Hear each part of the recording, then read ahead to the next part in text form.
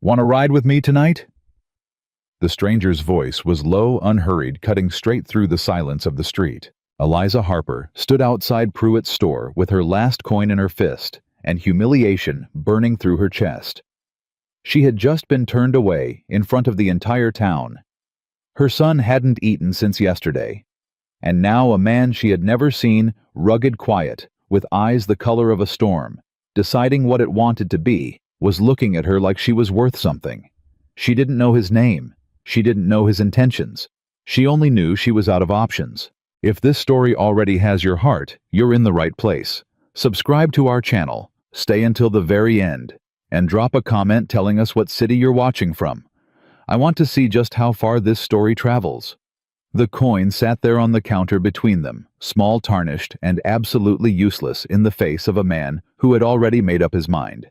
Eliza didn't move. She was 25 years old, and she had already learned that flinching in public cost you more than anything on Gerald Pruitt's shelves. So she kept her spine straight and her jaw locked, and she breathed through her nose the way her mother had taught her when she was small, slow in, slow out. Don't let them see you shake. Gerald. Her voice came out quieter than she wanted. It's a sack of flour and some dried beans. My son is 6 years old. I know how old your boy is. Pruitt crossed his arms over his chest. He was a thick man, red-faced from years of Wyoming sun and self-importance. I also know your husband's been in the ground 4 months, and you haven't made a payment on your account in 2 of them. I've been working the land myself. That's not my concern. He's 6, Gerald. The answer is no, Eliza. He said her name like a door closing. You want to run a tab at my store, you bring me collateral. Land deed, livestock, something real. Otherwise, you pay cash, or you walk out the same way you walked in. Someone behind her shifted. A boot scuffed the floorboard. She didn't turn around to see who was watching. She already knew half of Millhaven had nothing better to do on a Tuesday afternoon than stand in Pruitt's general store and witness whatever humiliation the day served up. She picked up the coin. Her fingers were steady. She was proud of that later, how steady her fingers were. Fine, she said. She turned and walked to the door. The bell above it rang when she pushed through, bright and cheerful, completely indifferent to everything that had just happened inside. Go. The street outside was dusty and wide and indifferent in its own way, the kind of street that existed to move people from one end of town to the other without caring much about any of them. A wagon rolled past, 2 men on horses, a woman with a basket who caught Eliza's eye and immediately looked away. That was the part that always hit hardest. Not Gerald's refusal, not the debt she couldn't pay. It was the looking away, the way a whole town could watch you suffer and find something very important to study in the opposite direction. Eliza leaned against the post outside the store and breathed. She had 4 miles between her and the homestead. She had no food. She had a 6-year-old named Thomas who had asked her that morning in the way children ask things, honest and direct, and with complete faith that she would have an answer. Mama, is there going to be supper tonight? She'd said yes. She'd said it before she thought about it, the way mothers do, the automatic reassurance that flies out of your mouth on instinct. And then she'd ridden into Millhaven on a borrowed horse with her last coin in her pocket and found out that yes had been a lie. Hard morning. The voice came from her left, low, unhurried, the kind of voice that didn't seem to need anything from her. She turned. The man was leaning against the post about 6 feet down, arms crossed loosely over his chest, one boot hitched up on the rail. He was tall, broad through the shoulders, wearing trail-worn clothes that had seen serious use. His hat was pulled low. He had a jaw that looked like it had been carved rather than grown, and eyes, when she caught them, that were the particular gray of a sky right before it decided what kind of storm it wanted to be. She did not know him. She knew almost everyone in Millhaven and a fair portion of the surrounding county, and she did not know this man. I'm fine, she said, which was the response she gave to that question regardless of accuracy. He nodded like he'd expected exactly that answer. I wasn't trying to pry. You were listening to what happened in there. I was standing in line, he said, buying rope. Hard not to hear. Eliza looked at him directly, The way she'd learned to look at men who might or might not mean something by whatever they were doing. She'd learned to read intent pretty quickly after Daniel died, or maybe she'd learned it before that during the years of being young and female in a world that had opinions about both. This man didn't look away, but he also didn't push. He just looked back at her with those gray eyes, calm and undemanding, like he had all afternoon, and no particular stake in what she did with it. "I don't need help," she said. "I didn't offer any." That stopped her. She blinked. He was right, he hadn't offered a single thing. He'd asked if she was having a hard morning. She almost smiled. She caught herself. "Luke Morgan," he said and held out a hand. Not reaching across her space, just extending it, take it or leave it. She shook it. "Eliza Harper." "I know," he said. "I passed your place riding in. You're about 4 miles out East Road, the Harper homestead." Her chin lifted. "You make a habit of noting whose land belongs to who. I make a habit of knowing the territory." He pushed off the post, stood to his full height. He was taller than she'd gauged. "I'm riding east when I leave here. If you need a ride back to your property, the offer's there. No charge, no conversation required if you'd rather not." Eliza looked at him for a long moment. The sun was getting toward mid-afternoon. She had 4 miles on foot, no horse of her own, and Thomas waiting at the homestead with an empty stomach and absolute faith in her. "My horse is at the livery," she said. "Then I'll walk you there." He said it simply. No grand gesture. No waiting for gratitude. She fell into step beside him, and neither of them said another word until they reached the livery, and she discovered, standing at the stall, patting her borrowed mare's nose, that Luke Morgan had already settled her boarding tab. She turned on him immediately. "I didn't ask you to do that. No, you didn't." He wasn't sorry about it. "Mrs. Aldridge, who runs this livery, told me this morning you'd been bringing that horse in on credit. I settled it. Don't read anything into it you don't want to. That is money out of your pocket for a woman you don't know." "It's $2, he said, "and I've spent worse." She should have refused. Everything she'd built in 4 months of widowhood, every hard wall, every careful instinct, every lesson learned from being alone and vulnerable in a place that respected neither, told her to hand him back those $2 and ride home proud. She didn't. She couldn't explain it then, and later she would think about it often, that first moment of not refusing. What it cost her. What it meant that it cost her so little. She rode home. He rode east. Their roads split about a mile outside town, and she told herself as she watched him disappear around the tree line that that was that. A stranger with kind eyes and no apparent agenda. The frontier had those sometimes. You didn't build a story on it. Thomas was sitting on the porch step when she got back the way he always was, waiting, because waiting for her was the only job he believed he had. He was small for 6, dark-haired like his father, with eyes that held too much understanding for his age. "Did you get flour, Mama?" She climbed down from the horse. She didn't answer right away because she was looking at the porch step, specifically at the burlap sack sitting beside her son that had not been there when she left that morning. "Thomas." Her voice came out strange. "Where did that come from?" He looked at the sack like it was the most natural thing in the world. "A man left it. Tall man with a gray hat. He said it was for Mrs. Harper, from a friend of the road." Thomas looked up at her. "Are we friends with men on roads now, Mama?" Eliza crouched down and opened the sack with hands that were not quite steady. Flour, dried beans, a small wedge of hard cheese wrapped in cloth, 4 potatoes, a twist of salt. Not extravagant, practical.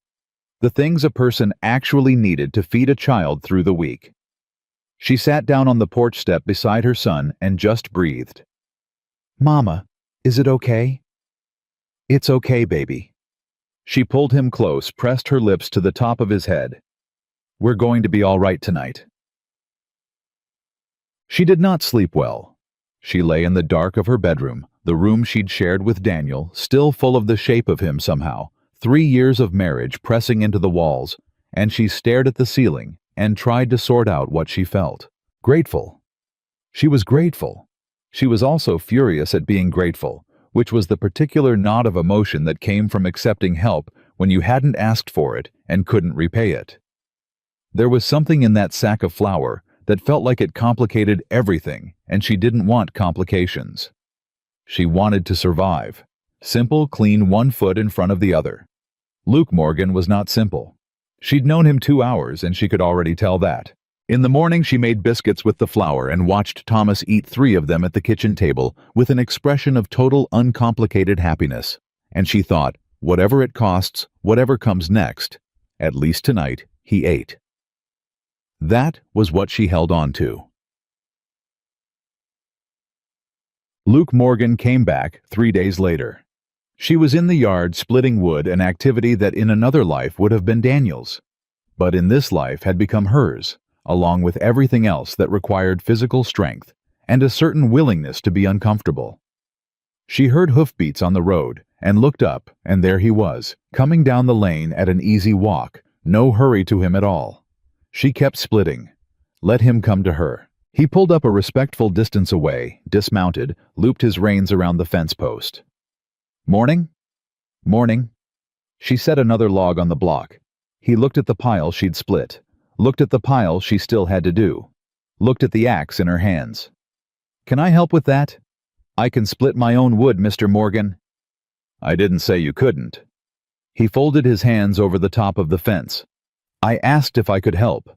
She stopped, looked at him. "Why do you keep coming back here?" He considered the question seriously, which she hadn't expected. He didn't smile it away or wave it off. He thought about it. "I don't entirely know," he said finally. "I was passing through Millhaven looking for work. I've got no particular place I have to be. And you?" He paused. "You're out here alone with a young boy and a property that needs work, and I can see it needs it from the road. I'm good with my hands. It's as simple as that if you want it to be. And if I don't want it to be simple, then we can have the more complicated conversation." She set the axe down. She crossed her arms. The wind was cold off the mountains, and she could feel it through her coat, and she thought about Thomas inside drawing letters on his slate, like she'd taught him 3 biscuits worth of energy running through his small body. "I'm not a charity case," she said. "I know. I'm not looking for a man to take over this land or make decisions for it. I know that too. Daniel, my husband, he's 4 months gone. I'm still—" She stopped. That sentence didn't have a clean end. "You don't owe me any explanation about what you're still," Luke said quietly. "I'm not asking for anything from you. Not a meal, not your time, not your gratitude. If you want me to leave, I'll leave, and you won't see me again.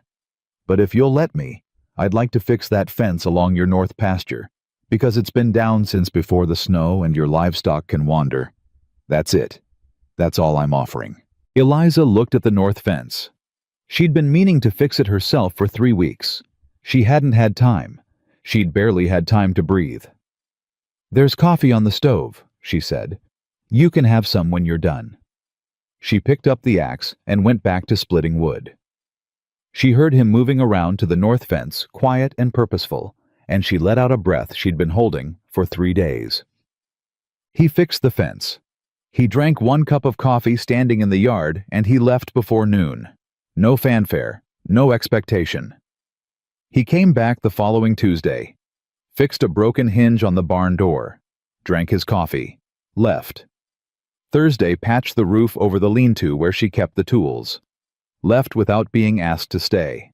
Thomas watched him from the porch with large, serious eyes, and the particular calculating attention of a boy who has decided he's the man of the house and isn't entirely sure whether a newcomer is a threat or an ally. "He fixes things," Thomas told Eliza one evening with great authority. "He does," she agreed. "Why?" "I don't know yet, baby." Thomas thought about it.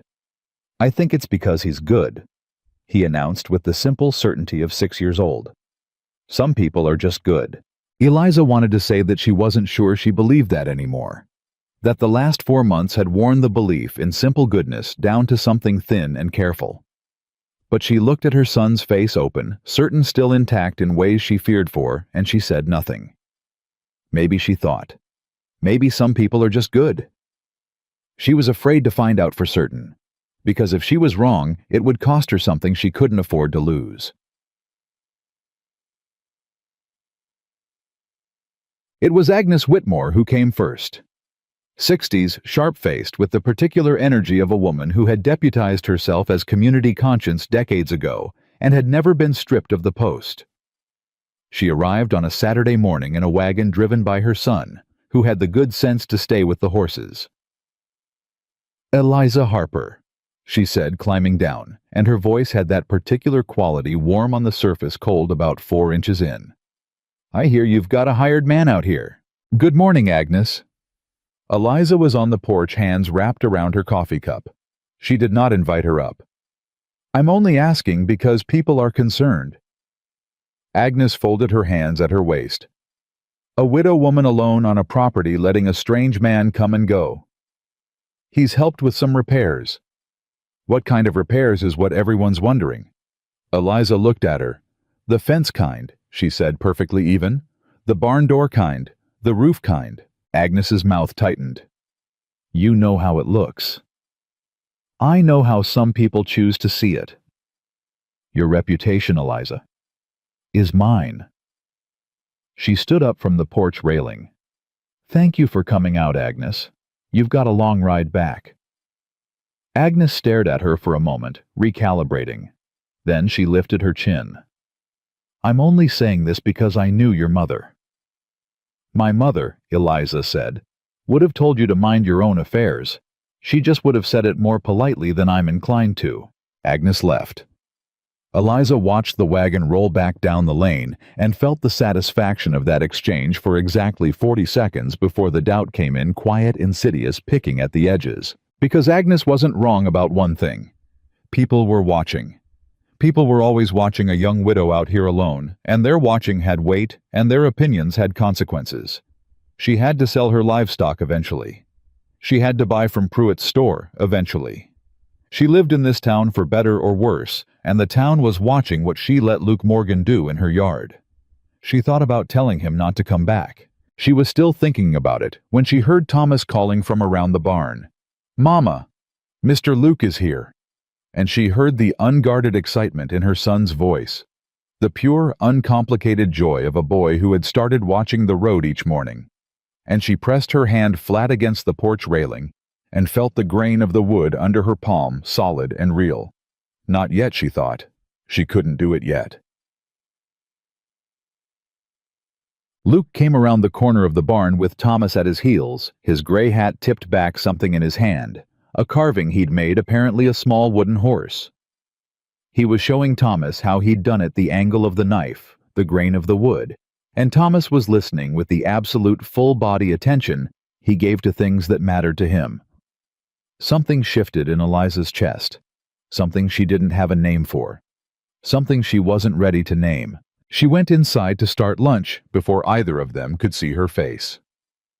By the end of the 3rd week, the north pasture fence was finished. The barn had a solid roof. The broken step on the porch, the one she'd meant to fix since August, had been replaced with fresh timber that didn't give under your foot. The homestead looked like someone was fighting for it.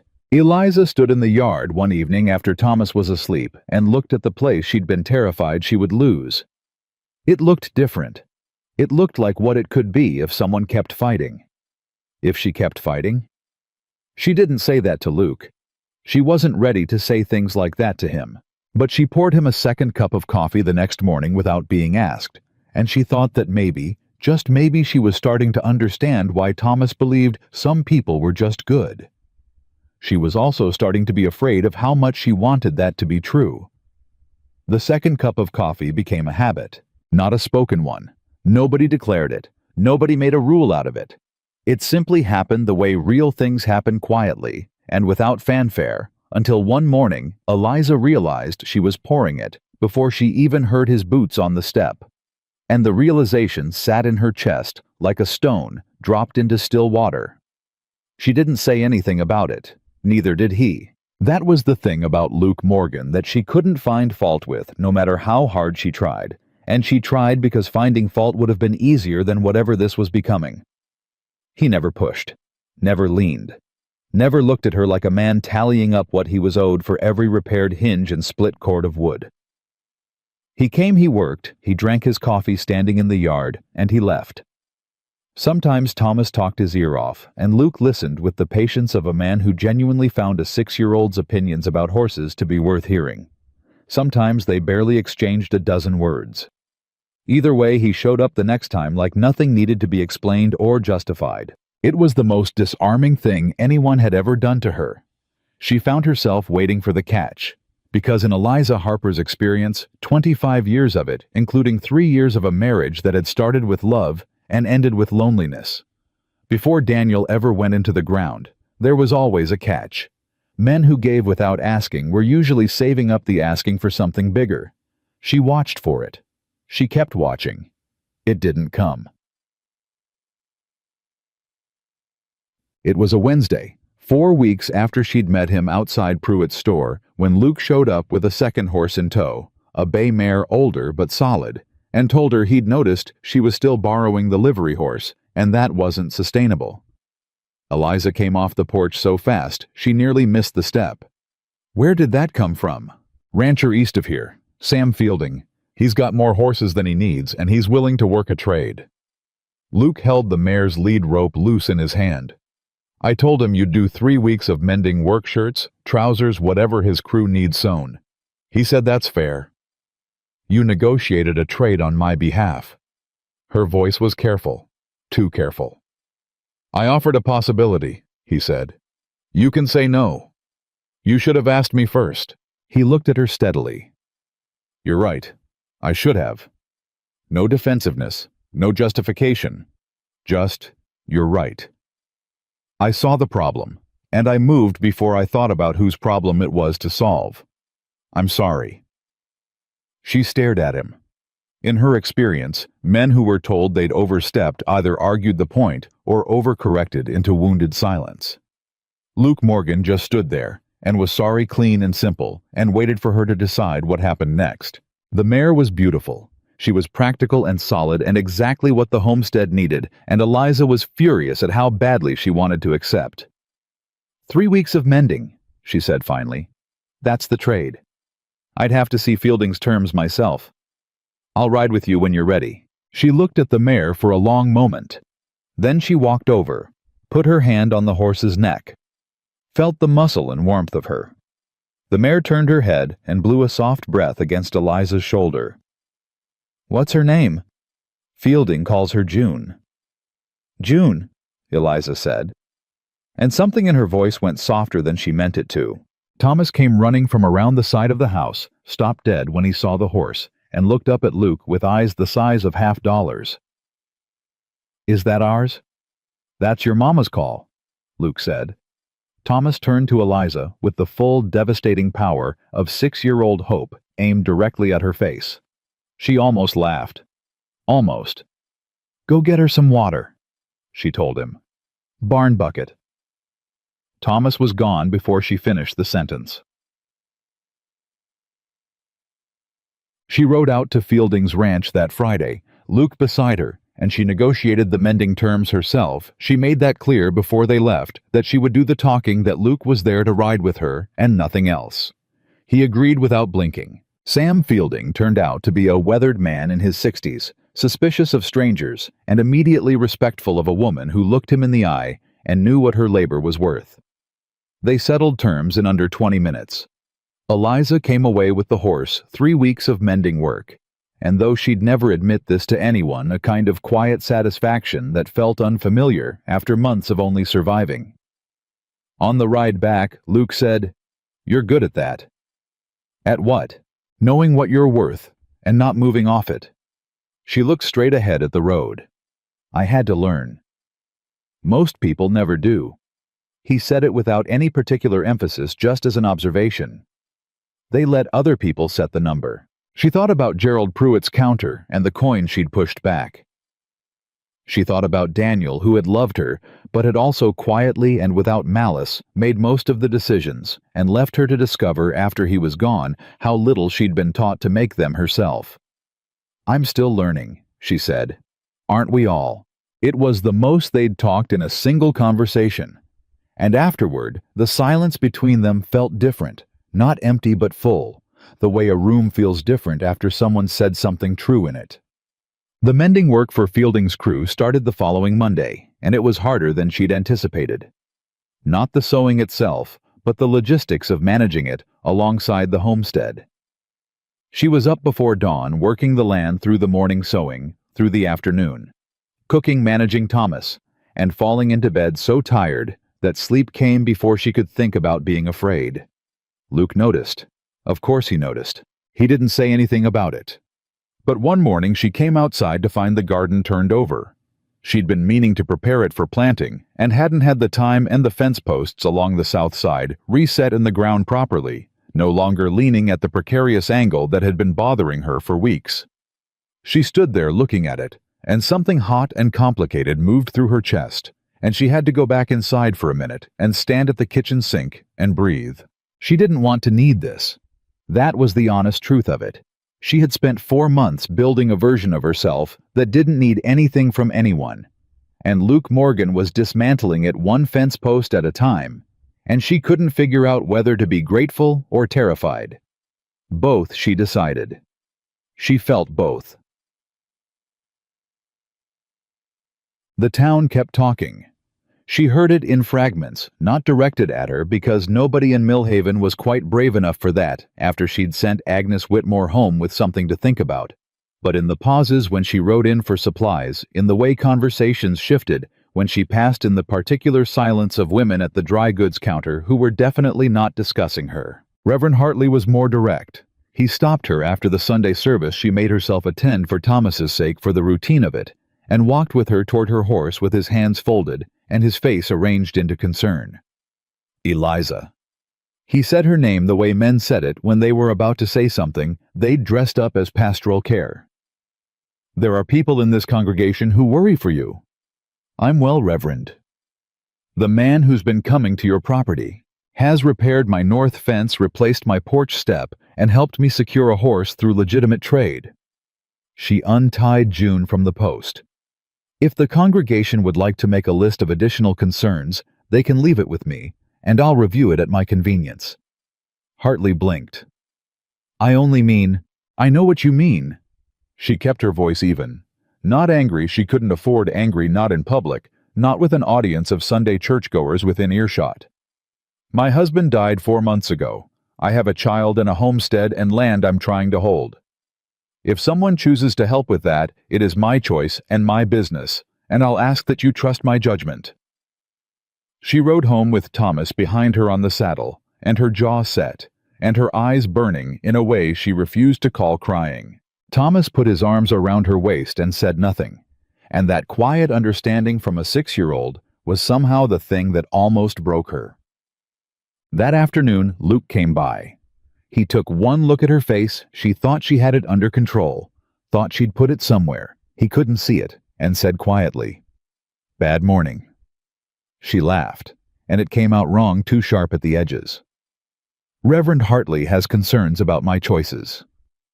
Luke was quiet for a moment. Does it bother you? What they say.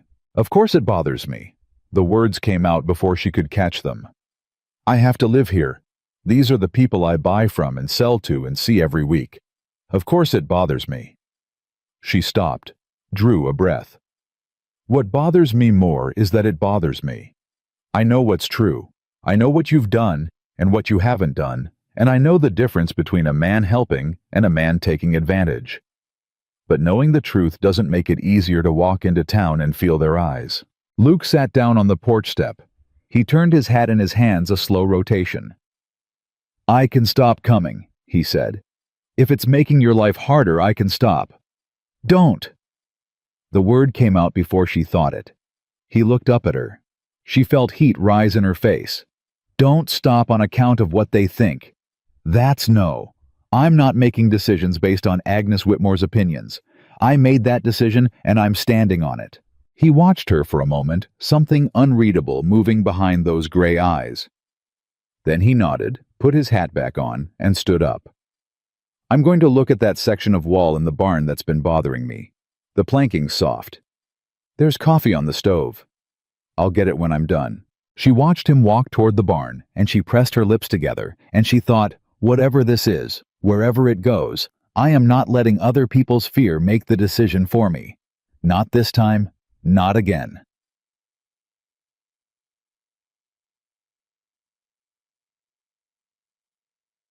It was Thomas who changed everything that evening. Or rather, Thomas, who said the thing that Eliza had been carefully not thinking. They were at the table after supper. Thomas drawing his letters on his slate, Luke sitting across from him with a cup of coffee, and a piece of rope he was showing the boy how to knot. It was so domestic and ordinary that it hurt to look at directly the way looking at something bright too long starts to ache. Thomas said without looking up from his letters, "Mr. Luke, are you going to stay?" The silence had weight. Luke glanced at Eliza. She was looking at her coffee cup. "That's something I'd have to talk to your mama about," Luke said carefully. "She likes you," Thomas said with the authority of a child who has observed something adults are pretending not to notice. "She checks if you're coming before she starts her morning." Eliza set her coffee cup down with a sound that was slightly too firm. "Thomas," she said, "finish your letters." "I'm just saying what I see." "Finish your letters." Thomas finished his letters. But he did it with the particular expression of a 6-year-old who knows he's not wrong and is only waiting. Luke, to his credit, looked at nothing. He just worked his rope knot with quiet, careful hands and let the moment settle. Later, after Thomas was in bed, Eliza came out to the porch where Luke was sitting, before riding back to wherever he'd set up camp. She'd never asked. She realized. She didn't know where he slept, whether it was the boarding house in town or trail camp or somewhere else entirely, and the gap in her knowledge felt suddenly significant. "You should know," she said without preamble, "that I'm not—" She stopped, started again. "I'm 25 years old, and I've been a wife, and I've been a widow, and right now, I don't know what I am, except someone trying to hold a piece of land and raise a child. I don't know how to be anything else yet." Luke said nothing. He was listening in that complete way he had, like the rest of the world could wait. "I'm not saying anything about what this is or what it isn't," she continued, because she couldn't stop. Now she'd started, and the pressure of it had been building for weeks. "I'm just saying that I notice things. I noticed that you came back. I noticed the fence, and the horse, and the garden turned over. I notice—" Her voice nearly broke. She caught it. "I noticed that Thomas looks for you in the morning." "What about you?" His voice was very quiet. She looked at the dark yard, the land she was fighting to keep the mountains beyond. That didn't care about any of it. "I check if you're coming before I start my morning," she admitted, and the words cost her something real. "I'm telling you that, so you know it matters what you do here, what you decide. It matters to more than just the fence." Luke was quiet for a long time. Not an uncomfortable quiet, a thinking quiet, a real one. "I'm not going anywhere," he said at last. "Not unless you tell me to. And even then—" He paused. "I'd argue about it first." She almost smiled. She was getting better at almost.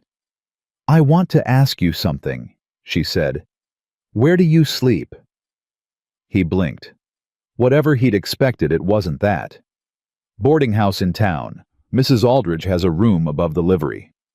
"How long have you been in Millhaven?" 6 weeks. 6 weeks.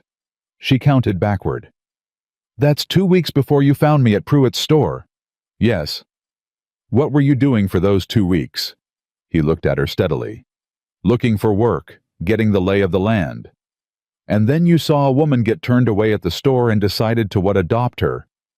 "Decide to help," he said simply. "That's all I decided." She studied him. The lamp from inside was throwing just enough light to see his face, and his face was honest, genuinely honest, the kind of honest that couldn't be faked without great effort over a sustained period, and she had been watching him for a month. "Where were you before Millhaven?" "Montana. Before that, Colorado." He turned his hat in his hands. "I've been moving a while." Moving away from something or toward something. The question landed differently than she intended. She saw it, the small shift in him, something that moved behind his eyes and then went still. "Away," he said. "For a long time away." He looked at her. "I don't know yet if that's changed." It was the most honest thing he'd said to her, and it was also the most terrifying, not because it was a warning, but because it wasn't. He wasn't warning her off. He was telling her where he'd been and leaving the rest of it open. She said, "All right." Just that. "All right." She went back inside. She lay in the dark, and she listened to the sound of his horse moving down the lane, growing quieter, disappearing. She pressed her hand against the blanket and felt her own heartbeat and thought Daniel. "I don't know what I'm doing. I don't know if this is foolish or brave or both. But I am alive, and I'm still fighting for this land, and tonight something in my chest felt warm for the first time in 4 months. I don't know if that's wrong. I hope it isn't wrong." No answer came. It never did. But in the morning, she woke up before dawn, and she started the coffee early, and she told herself it was because there was a lot of work to do. She almost believed it. The twist came on a Tuesday of all days, ordinary, unremarkable, the kind of day that doesn't announce itself. Eliza rode into Millhaven to deliver the first week of Fielding's mending and pick up thread at the dry goods store. She tied June outside, carried the bundled shirts under her arm, and was crossing the main street when she heard her name not called to her, but said by someone who didn't know she was close enough to hear. Gerald Pruitt's voice, coming from the gap between the hardware store and the assay office where men stood to talk when they wanted less than a full audience. "Widow's getting cozy with that drifter, and I'm telling you it's only a matter of time before she can't hold the note on that land." Another voice, she didn't know it. "What note?" "Harper had a credit arrangement on the homestead. Land debt. Daniel signed it before he died."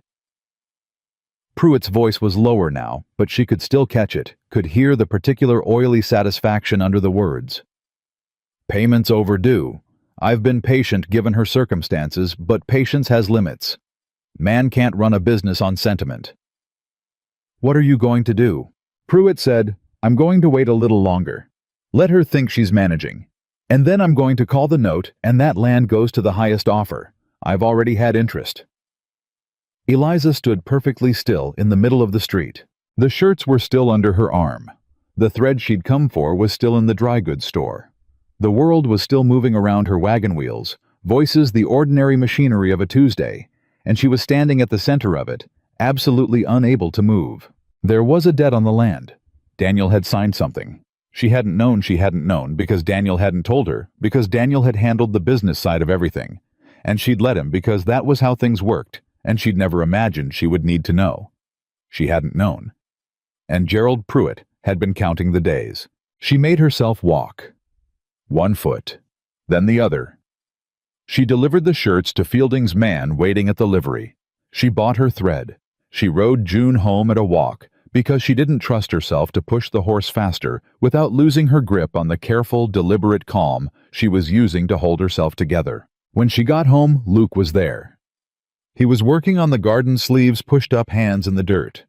He looked up when she rode in, and something in her face must have told him everything, because he was standing before she'd even dismounted. "What happened?" she told him. All of it, every word she'd heard, as exact as she could recall it.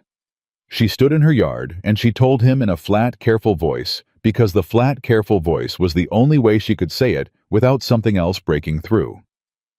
When she finished, Luke was quiet for 3 seconds. Then he said, "Do you have Daniel's papers?" "What papers?" "Whatever he signed. The credit arrangement. Whatever document Pruitt is holding, there's a copy somewhere. Daniel would have kept it." She thought about the tin box under the floorboard in the bedroom. Daniel's box, the one she'd looked at once after he died, and then closed and not touched since, because it hurt too much. "Maybe," she said. "We need to read it." Luke's voice was steady. Not urgent, not panicked, just very clear. "Before Pruitt makes a move, you need to know exactly what was signed, and when, and what the terms are. You can't fight something you can't see." "I don't know if I can fight it at all." The words came out before she could stop them. "If there's a debt, and I can't pay..." "Don't finish that sentence yet." He stepped closer, not touching her, just close enough that she could feel the steadiness of him, the particular gravity of a person who is not panicking on your behalf. Don't finish it until you've read the papers. Do you understand me? Not yet. She looked at him, 25 years old, and she was standing on land that might not be hers. And the only person standing in her yard who wasn't afraid was this man she'd known 5 weeks, and she didn't know whether to trust that or be more afraid of it. She took a breath. The box is under the bedroom floor. Then let's start there. She led him inside into the bedroom she still thought of as Daniel's, and she pulled up the floorboard with hands that trembled slightly, and she brought out the tin box and set it on the bed, and she opened it. The paper was there. Third from the top. She read it once, twice, and then a third time because she needed to be certain she understood it. When she looked up, Luke was watching her face. He borrowed against the land, she said. $60. 6 months ago, 3 months before he died. Her voice was hollow. The payment was due in full on the 1st of next month. What do you have? She knew the number. She'd known the number every single day for 4 months. $11 and some. Luke said nothing for a moment. He looked at the paper in her hands. Can I see it? She handed it to him. He read it carefully, turning it over, reading the back. Who witnessed this? She looked. 2 signatures. One was Pruitt's. One was... She frowned. I don't know this name. Luke looked at where she pointed. His jaw tightened almost imperceptibly. That's interesting, he said, and his voice had changed something under it now that she hadn't heard before. Something that sounded like recognition. Do you know who that is? He set the paper down on the bed carefully. I might, he said. I need to think about it. Luke? She looked at him directly. What do you know? What is it you're not saying? He met her eyes, and for the first time since she'd known him, something crossed his face that she couldn't entirely read, something older than anything he'd shown her before. Give me until tomorrow morning, he said. There's something I need to find out first, and then I'll tell you everything. She wanted to push. Every instinct in her said, push, demand, don't let him walk out of this room with something that belonged to her situation. But she also knew from a month of watching him that Luke Morgan did not say, I'll tell you everything, lightly. Tomorrow morning, she said. Early. I'll be here before the coffee's ready. He left.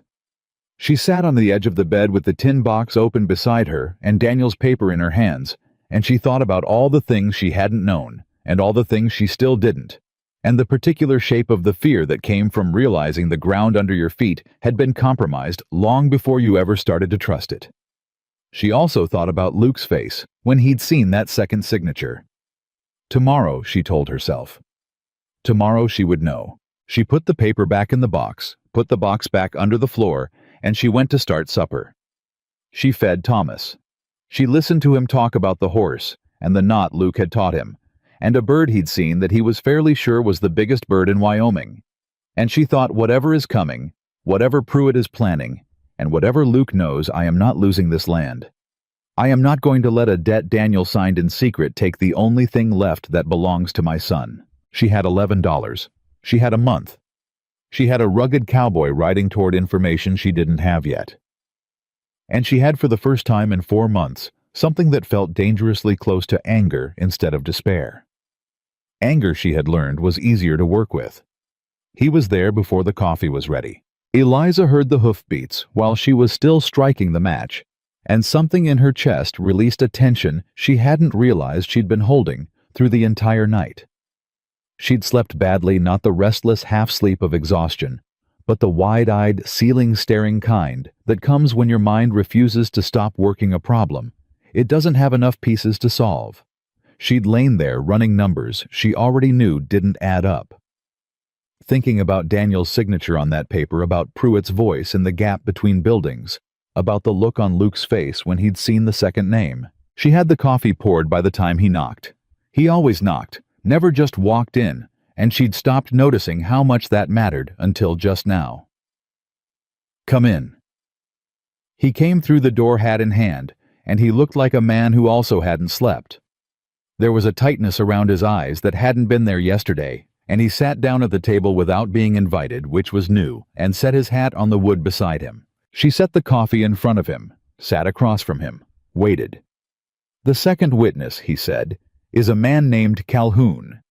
Roy Calhoun. He runs a land acquisition operation out of Cheyenne, moves through small towns, finds properties with debt or unclear title, and helps men like Pruitt engineer situations where distressed landowners have to sell at a fraction of value." Eliza was very still. "How do you know that name?" Luke wrapped both hands around the coffee cup. "Because 18 months ago, Roy Calhoun did the same thing to a family in Montana, a rancher named Everett, his wife, their 2 sons. Calhoun and a local merchant conspired to call a fraudulent debt. The family lost the property inside 60 days. He paused. "The rancher was my brother-in-law. My sister lost everything she'd spent 8 years building." The kitchen went quiet enough that she could hear the fire in the stove. "You came here because of Calhoun," she said slowly. "I came here following a pattern." His voice was even, but it cost him something. She could see it in the set of his jaw. 3 towns in 2 years, same method, different names. Millhaven was next on a list I put together from land records in Cheyenne. I didn't know whose land specifically. I just knew the pattern was here. And then you found me at Pruitt's store. And then I found you at Pruitt's store. She absorbed this. The whole architecture of what she'd believed rearranged itself, not collapsing but shifting, finding a new shape. He hadn't stopped randomly for a widow with a coin. He'd been in Millhaven deliberately following something real and dangerous, and she had walked into the middle of it without knowing. "You should have told me," she said. "Yes." No argument. "I should have. I was trying to understand the scope of it. First, I didn't want to frighten you without something solid to tell you. That was wrong. It was your land, and your right to know." She looked at him for a long moment. "Is there anything else you haven't told me?" He met her eyes directly. No. She believed him. She wasn't sure she should, but she did, and she'd stopped pretending that her instincts about Luke Morgan were unreliable. "How long do I have before Pruitt calls the note?" "The payment date is the 1st of the month. That's 19 days. He set the cup down. "But Calhoun doesn't wait for the deadline. In Montana, they moved on my sister's property 3 days early, caught the family before they could arrange alternative funds. He'll do the same here. So I have less than 19 days. Probably closer to 2 weeks, maybe less." Eliza stood up. She moved to the window. Thomas was still asleep. She could hear him through the thin wall, the quiet, oblivious breathing of a child who didn't yet know that the ground under his home was being eaten away. "What did your sister do?" she asked. "In Montana." A pause. Long enough that she turned to look at him. "She fought," he said. "But she didn't have the right help in time. The local judge was. He wasn't impartial." His voice was flat and controlled in the way that meant it was covering something much less flat. "She lost the land. And you've been following Calhoun since. Trying to get ahead of him. Trying to find a situation where there's still time." He looked at her steadily. "You still have time, Eliza. 19 days is not nothing, but we have to move." She turned fully from the window. "What do we do, Gilshan?" They spent the morning at the table with Daniel's paper spread between them and every other document from the tin box laid out in order. Luke had a systematic mind. He went through everything methodically, reading each page, making notations on a scrap of paper in a hand that was surprisingly precise for a man who worked with rope and tools. There was a problem with the original loan document. Luke found it. "Look at this," he said, turning the paper toward her and pointing to a line in the middle of the text. "The repayment terms, they're written with a conditional clause. In the event of the borrower's death, repayment terms are subject to renegotiation at the lender's discretion." Eliza read it again. "What does that mean for me?" "It means Pruitt can argue the original term is void and reset it to whatever he wants. He can call it due immediately." Luke set the paper down. But it also means the original 60-day term he's been quoting has no legal standing. If this clause is what I think it is, a proper attorney would argue the entire document is ambiguous and unenforceable as written. Is there an attorney in Millhaven? No. Nearest one is in Clearwater, 40 miles west. 40 miles. She did the calculation fast. There and back in 2 days if she pushed. But she couldn't leave Thomas alone. Couldn't take him out of the homestead for 2 days. Couldn't afford the boarding costs in Clearwater. I'll ride to Clearwater, Luke said. Luke, I know the situation. I know the document. I can explain it to an attorney accurately. He said it practically not heroically, just laying out a logical fact. You stay here, you keep the homestead running, you don't give Pruitt any visible sign that you know what he's planning. If he thinks you're still in the dark, he won't accelerate his timeline. She pressed her fingers flat on the table. And if the attorney says the document is enforceable, then we find another way. His voice didn't waver. But we find that out before we start panicking, not after. Thomas appeared in the doorway, then sleep-rumpled and barefoot, looking at both of them at the table, with the alert suspicion of a child who can read a room. Why are you up so early? Paperwork. Eliza said, her voice easy. Go get dressed. I'll make breakfast. Thomas looked at Luke. Are you staying for breakfast? If your mama's offering. Thomas disappeared back toward his room, apparently satisfied. Eliza gathered the papers into the tin box, put it back under the floor, and started the breakfast with hands that were steadier than they had any right to be. That was the thing grief had taught her that nothing else could, how to keep your hands steady while everything inside was moving. Luke left for Clearwater the next morning before light. He gave her no promises about what the attorney would say, no reassurances she'd have to decide whether to believe. He said, I'll be back by Friday. Don't go into town if you can help it. He touched the brim of his hat in that way he had, and he rode out. She didn't watch him go from the porch. She had too much to do to stand on the porch watching roads. The 2 days he was gone were the longest she could remember since the 2 days after Daniel died. She worked herself to the edge of exhaustion both days deliberately because the work left no room for the kind of thinking that led nowhere useful. She mended Fielding's shirts. She turned the new section of garden. She fixed the lean-to latch herself with a hammer and 2 nails and some language that she was glad Thomas didn't hear. Thomas asked about Luke once on the first evening. When's he coming back? Friday, she said. Thomas nodded like that was sufficient. He trusted Luke's comings and goings with a completeness that both moved her and frightened her, the way children attach to people who feel safe with no self-protective instinct, no hesitation, no understanding of how badly it can go wrong. She couldn't protect him from that. She'd stopped trying to protect herself from it. That was the most frightening part. Luke came back Thursday evening a day early, and the fact that he'd pushed the ride told her something before he said a word. She was in the yard when he rode in. She looked at his face. Tell me, she said. The attorney's name is Harlan Webb. He's legitimate. I checked with the county clerk before I spoke to him. Luke dismounted, tied the horse. He read the document. The conditional clause is genuine ambiguity. He said any circuit judge would look at this and see a problem with enforcement. That's good. That's the good part. He turned to face her.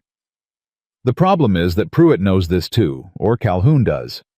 Webb said he's seen this kind of document before in 2 other cases. Calhoun drafts them deliberately ambiguous. The clause gives Pruitt flexibility to call the note early, but it also creates enough confusion that by the time you'd argue it in court, Pruitt has already transferred the property. Eliza's stomach dropped. He moves before it can be challenged. Exactly. Webb says the only real protection is a counterfiling. We document the ambiguity formally with the land office file, a dispute on the debt terms, and create a legal record that any transfer would have to answer to. He paused. That buys time. It doesn't eliminate the debt. How much time? 30 to 60 days minimum before a transfer could be legally finalized. Enough time to find the $60 or challenge the debt properly. $60. She had 11. The mending work would bring another 6 or 7 when she delivered it. She was still $40 short of a number that felt like a wall. "There's something else," Luke said. His voice shifted something careful in it. "Webb knows Calhoun. He's been trying to build a case against him for 2 years, fraudulent witnessing collusion with local merchants, and in one case, he suspects outright forgery on a debt document. He wants to see your paper." She looked up sharply. "Why?" "Because if your document has the same structural language as the others, and from what I described, he believes it does, it's evidence. It connects Calhoun to a pattern across state lines. He wants to use my land dispute to build a case against Calhoun. He wants to help you and build a case at the same time. Webb says those two things don't have to be in conflict." Luke met her eyes. "But it's your decision. Your document, your land, your call." She breathed. The evening was cold, the light going blue-gray at the edges. Thomas's voice coming from inside where he was talking to himself over some game she couldn't quite make out.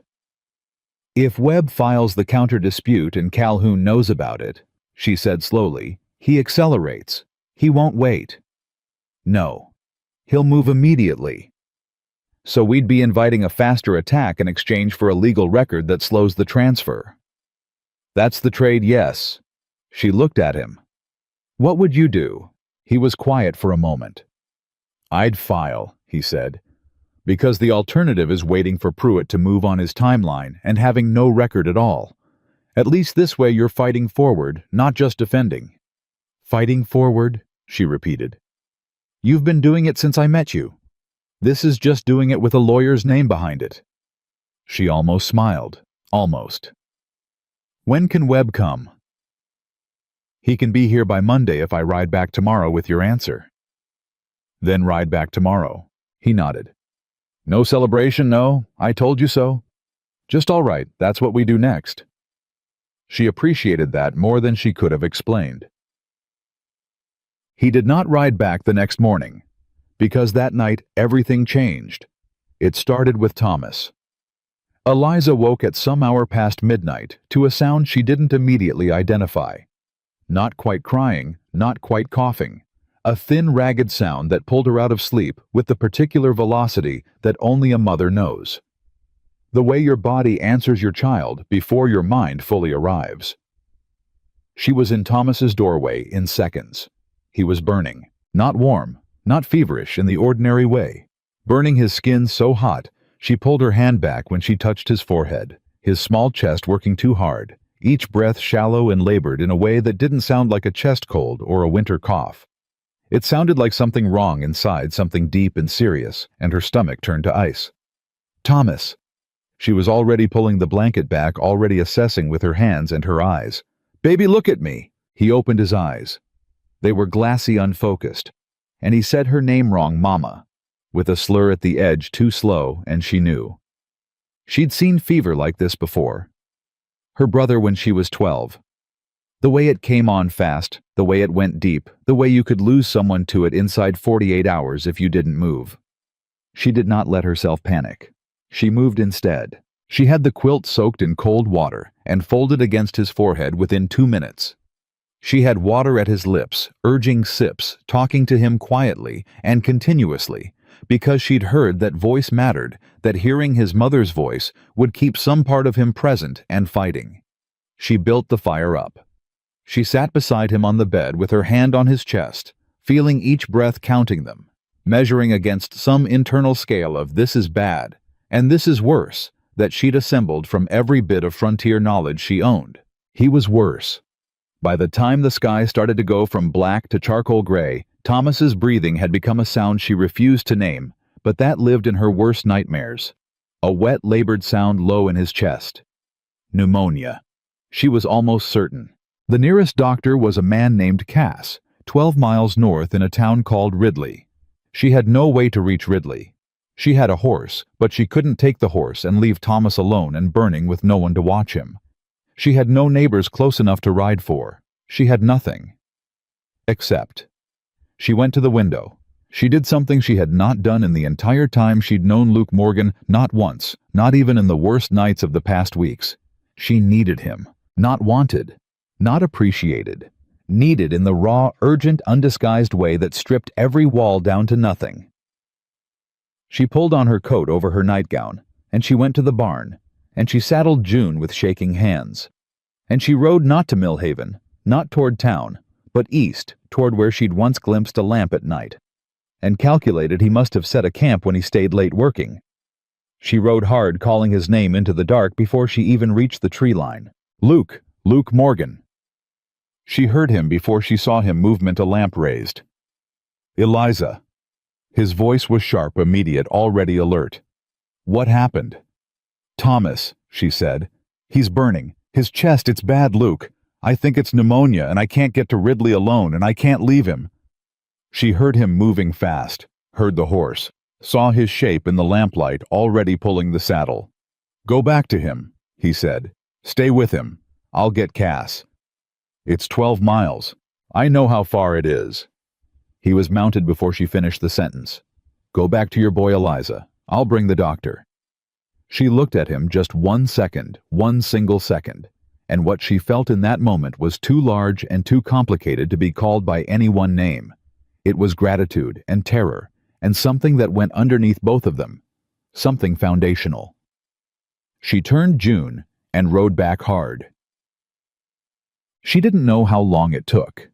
She lost the ability to track time somewhere around the point where Thomas's breathing got worse, where each exhale became a fight she could hear from across the room, and she pressed her ear close to his chest and prayed with a specificity and urgency she hadn't managed since Daniel died. She talked to Thomas the whole time. She told him about June. She told him about the letters he was learning. She told him because she was running out of practical things, and her heart was breaking open in the dark, that he was the bravest person she knew, that he was the reason she got up every morning, that she needed him to stay with her. I'm here, Mama, he said once, very faint, his eyes half open. I'm not going anywhere. She pressed her face against his shoulder and did not let him hear her cry. The wind picked up outside. She could feel it through the walls, the kind of hard-cutting Wyoming wind that made 12 miles a serious proposition. She thought about Luke out in it, riding into the teeth of it, and she actively hoped something she'd stopped allowing herself, that he made it. She heard hoofbeats, not one horse, two. She was at the door before it opened. Luke came through first, soaked through from wind and effort, his hat gone somewhere on the road. Behind him was a man in his 50s she didn't know, carrying a black bag, already reading the situation from her face. Dr. Cass, he said, and moved past her directly toward the sound of Thomas's breathing. Professional and immediate, no preamble, she was grateful for that. Luke stayed in the doorway. She looked at him. Truly, looked at him the way she hadn't let herself yet, without any of the walls and careful management she'd maintained for weeks. He was breathing hard. His coat was soaked. He had a cut on his jaw that hadn't been there before from a branch or a fall in the dark she didn't know. He'd ridden 12 miles in Wyoming wind at 2 a.m. without hesitation or complaint, and he'd brought the doctor back, and he was standing in her doorway, like a man who has done what needed doing and requires nothing from it. You're hurt, she said. It's nothing. He looked past her toward Thomas's room. How is he? The doctor's with him now. Neither of them moved. Neither of them spoke. The wind outside was loud enough to fill the silence, but what was in the room between them was louder. Thank you, she said. And then, because it wasn't enough, and she knew it, Luke. He looked at her. I know what this cost you. The ride in that weather, I know. Her voice was steady, barely. I know. He's a good boy, Luke said quietly. He deserves to be okay. Dr. Cass worked for an hour. Luke sat in the kitchen with cold coffee and waited without being asked to leave, without being asked to do anything. He was simply there, a steady presence in a night that had no other steady things. When Cass came out, he said, pneumonia. You were right to come fast. He said it to Eliza, but he glanced at Luke. Caught it early enough. He needs rest fluids, this. He set a small bottle on the table. 3 days' worth. Fever should break by tomorrow night if we're lucky. He needs to be watched through tonight." "I'll watch him," Eliza said immediately. "I know you will." Cass looked at her with the bluntness of a frontier doctor. "You look like you've been watching him all night already. You need someone to spell you." She opened her mouth to say she was fine. She looked at Luke. He was looking at her with those gray eyes, quiet and direct, and he said nothing, and somehow his saying nothing was the most effective argument she'd ever encountered. "I can take the first watch," Luke said to her. 3 hours. Then you." She meant to argue. She meant to say she was the mother and it was her place and she didn't need "okay," she said. The word came out before the argument did. She showed him where everything was. She stood in the doorway of Thomas's room and watched Luke settle into the chair beside the bed, large and quiet in the small room. His hands loose on his knees, and she watched Thomas's face in the firelight, and she thought about all the different kinds of being saved. The dramatic kind, the riding 12 miles in the dark kind, and then the quieter kind, the sitting in a chair kind, the spelling a mother who has been alone too long kind. She went and lay down on her own bed. She did not expect to sleep. She slept within minutes, the deep, absolute sleep of a body that has finally allowed itself to trust that someone else is standing watch. She woke to gray light and the sound of Thomas's voice. Not the thin, ragged voice of the night. Something closer to his real voice, still weak, still rough, but present, recognizable. Hers. She was up and through the door before she was fully conscious. Thomas was awake. Not sitting up, not well, but awake. Eyes clear, focused on Luke, who was still in the chair beside him, both of them apparently in the middle of some conversation that had been going on for a while. "Mama says it's the biggest bird in Wyoming," Thomas was saying, hoarse and serious, continuing some debate she'd missed the beginning of. She said, "Sandhill Crane might argue with you," Luke said, and his voice was tired. He'd been in that chair all night, but completely present. Thomas's eyes found her in the doorway. "Mama." She crossed to him and put her hand on his forehead, still warm, not burning. The difference was everything. She pressed her lips to his hairline and stayed there for a moment, just breathing. When she straightened, she looked at Luke. He looked exhausted, and his jaw had a bruise coming up around the cut, and he looked at her with an expression she didn't have a word for, something open and careful, at the same time something that was waiting for her to decide what it was. "You've been up all night," she said. "I'm all right. Luke?" She said his name the way you say a name when you mean something too large for sentences. "Go sleep in the barn. There's a cot in the back stall. I'll call you if anything changes." He started to say he'd ride back to his camp. "The barn," she said. "You're not riding anywhere in that condition." He looked at her for a moment, then at Thomas, who had closed his eyes again and was already drifting back toward sleep, with the trusting ease of a child who feels safe. "All right," he said. He stood, rolled his shoulders, picked up his hat from the floor. It had made it after all. She realized he must have gone back for it, and he walked toward the door. He paused. "Eliza." She looked at him. "The fever's breaking," he said. "He's going to be fine." She nodded. Her throat was doing something she didn't want to explain. He went to the barn. She sat in the chair he'd vacated, still warm from him, and she took her son's hand in both of hers, and she sat there in the quiet morning, with the wind gone down and the light coming pale through the window. And she thought about what it meant that she was not alone. Not what it meant for the land. Not what it meant for Pruitt or Calhoun or the $60 she still didn't have. What it meant for her. 25 years old, and she had been so sure that the price of needing someone was always higher than she could afford to pay.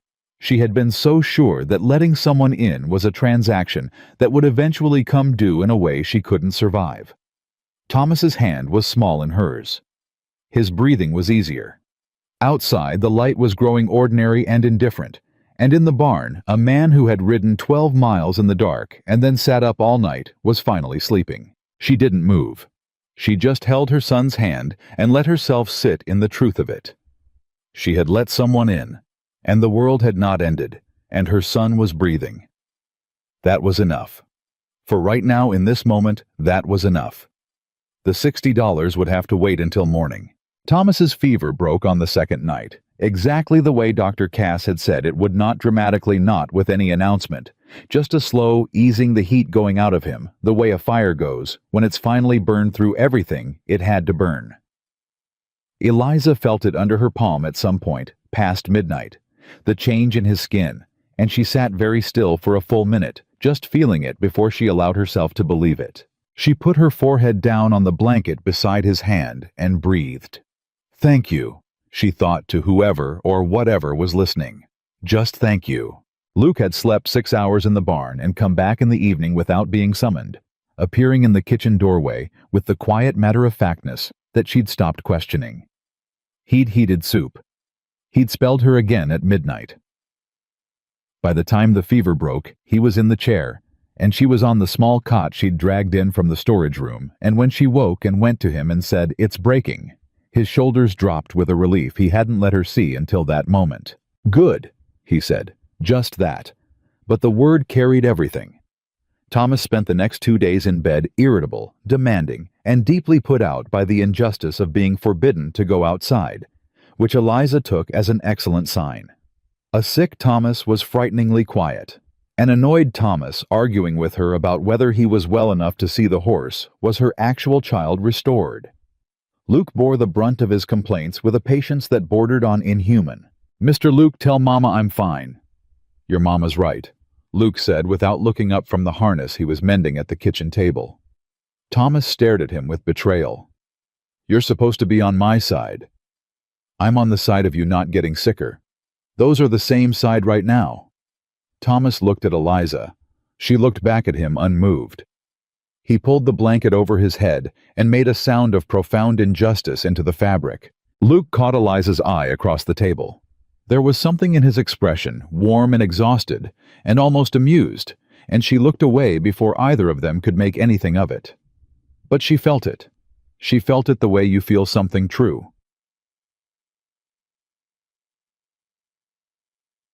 On the third day, while Thomas was sleeping and the house had gone quiet, Eliza sat across from Luke at the kitchen table with the tin box open between them again, and they returned to the problem that illness had interrupted. 10 days left before the payment date. Probably 7 or 8 before Pruitt moved. "Webb," she said, "can you still reach him in time?" "If I leave tomorrow morning." Luke looked at the document.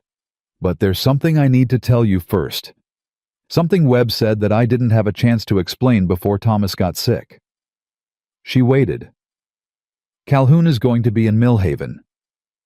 Luke said it carefully, watching her face. "Webb had information from a contact in Cheyenne. Calhoun's riding in sometime this week to finalize what he expects to be a property acquisition. He thinks the deal is done. He's coming to collect." The room was very still. "He's already here," Eliza said. "Possibly. Or in the next few days." Luke leaned forward, his elbows on the table. "This changes the calculation. If Webb files the counter-dispute and Calhoun knows it, he won't wait for Pruitt to move through normal channels. He'll find another way to pressure you. Maybe legal, maybe not." "What does maybe not mean?" Luke's jaw was set. "In Montana, after my sister filed a counterclaim, someone set fire to the fence line on the eastern pasture. Couldn't be proven it was Calhoun's people, but you think he'd do that here? I think he's done it before and gotten away with it." His voice was flat and controlled in the way that meant something heated underneath. "I want you to understand the full picture before you decide. Filing with Webb is the right legal move, but it may provoke a reaction that's more than legal." Eliza looked at the document on the table. She looked at the tin box, at all of Daniel's papers, at the record of a marriage and a homestead, and a life that had been handed to her incomplete, with debts she hadn't known about, and gaps she'd had to fill with her own 2 hands. "What happened to your sister?" she asked. "After the fire." "She lost the land. But Calhoun didn't get it the way he wanted. Webb had enough by then to bring a fraud complaint in Cheyenne. Calhoun was fined, lost his operating license for a year." Luke's voice was quiet. It wasn't justice, but it was something. It wasn't enough. "No." She pressed her palms flat on the table. I'm not losing this land, Luke. Thomas grew up here. Daniel is buried on this land. Whatever Calhoun thinks he's coming here to collect, he's wrong. Luke looked at her with those steady gray eyes. Then we file with Webb. We file and we're ready for whatever comes after. What does ready mean practically? He was quiet for a moment. It means you're not alone when it comes. That's what it means. She looked at him. You've been following Calhoun for 18 months. This is your chance to have evidence against him. My situation, my document, a pattern across 3 states. Yes. Is that why you're still here? After everything, the fence, the horse, Thomas, is this still about Calhoun for you? The question sat between them. She hadn't planned to ask it. It came from somewhere honest and a little raw, and she let it sit there because she needed the answer, and she needed it true. Luke was quiet long enough that she felt the first edge of fear. It started that way, he said. I won't lie to you about that. I came to Millhaven because of Calhoun, and I saw you because I was already watching the town. He stopped, picked up his coffee cup, set it down without drinking. That's where it started. It is not where it is now. But I understand if you need more than my word on that. What would more than your word look like? I don't know, he said honestly. I think that's something only time proves. I can't compress it into a conversation no matter how much I'd like to. She sat with that. It was the right answer. She knew it was the right answer, and that made it harder somehow than a neat and reassuring lie would have been. Ride to Webb tomorrow, she said. Tell him to come. Luke left before dawn. She heard him in the barn, heard the horse, heard the sound of hoofbeats fading east, and then the homestead was just her and Thomas, and the specific weight of waiting. Thomas came into the kitchen that morning, walking under his own power, slow and still pale, but determined, and announced that he was hungry for something that was not soup. She made him eggs and toast, and watched him eat with an appetite that confirmed he was genuinely recovering. And she thought, whatever happens with the land, whatever Pruitt and Calhoun are planning, I won this. This morning, this boy eating eggs at my table, I won this. She needed that thought in the next few hours, because the next few hours required everything she had. Gerald Pruitt came at 10 o'clock in the morning. He didn't ride alone. He came with a man Eliza had never seen trim well-dressed for the frontier with the kind of careful grooming that said he'd come from somewhere with better resources than Millhaven. He had the document look about him. He had the look of a man who dealt in paper. Calhoun. She knew it before Pruitt introduced him. They tied their horses at her fence and walked up to the porch, and Pruitt said with a courtesy that sat on top of something much less courteous. Morning, Mrs. Harper. This is Mr. Calhoun, a business associate. We were hoping to have a word. Eliza stood in the doorway, and she did not invite them in. Mr. Pruitt, she said. Mr. Calhoun. She looked at Calhoun directly.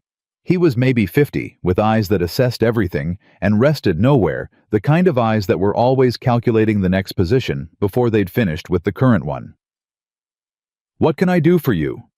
Payment on your land note is coming due shortly, Pruitt said.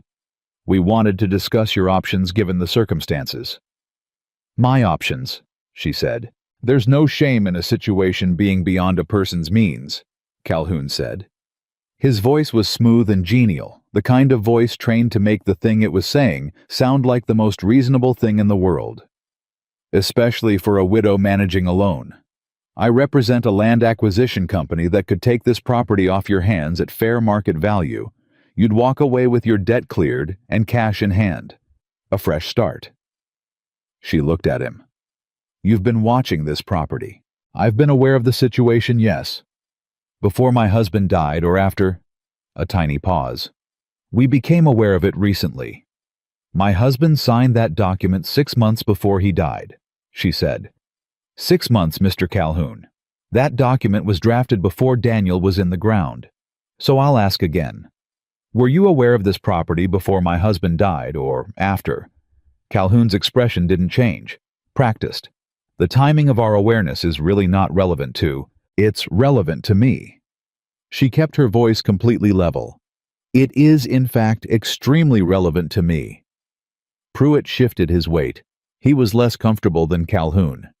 He was a local man, he had to live in this town, and there was something in his posture that suggested he was finding this harder in practice than it had seemed in planning.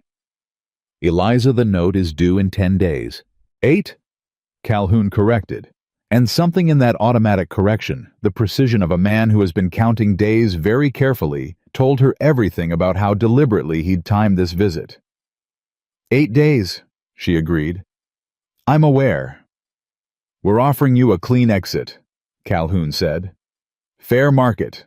No court proceedings, no public difficulty. You keep your dignity and your son is provided for. She looked at him for a long moment. Thomas was inside. She'd told him to stay in his room, and she could hear him back there, mercifully compliant, probably asleep.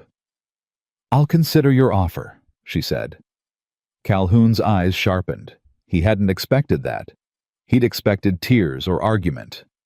You will? I'll consider it.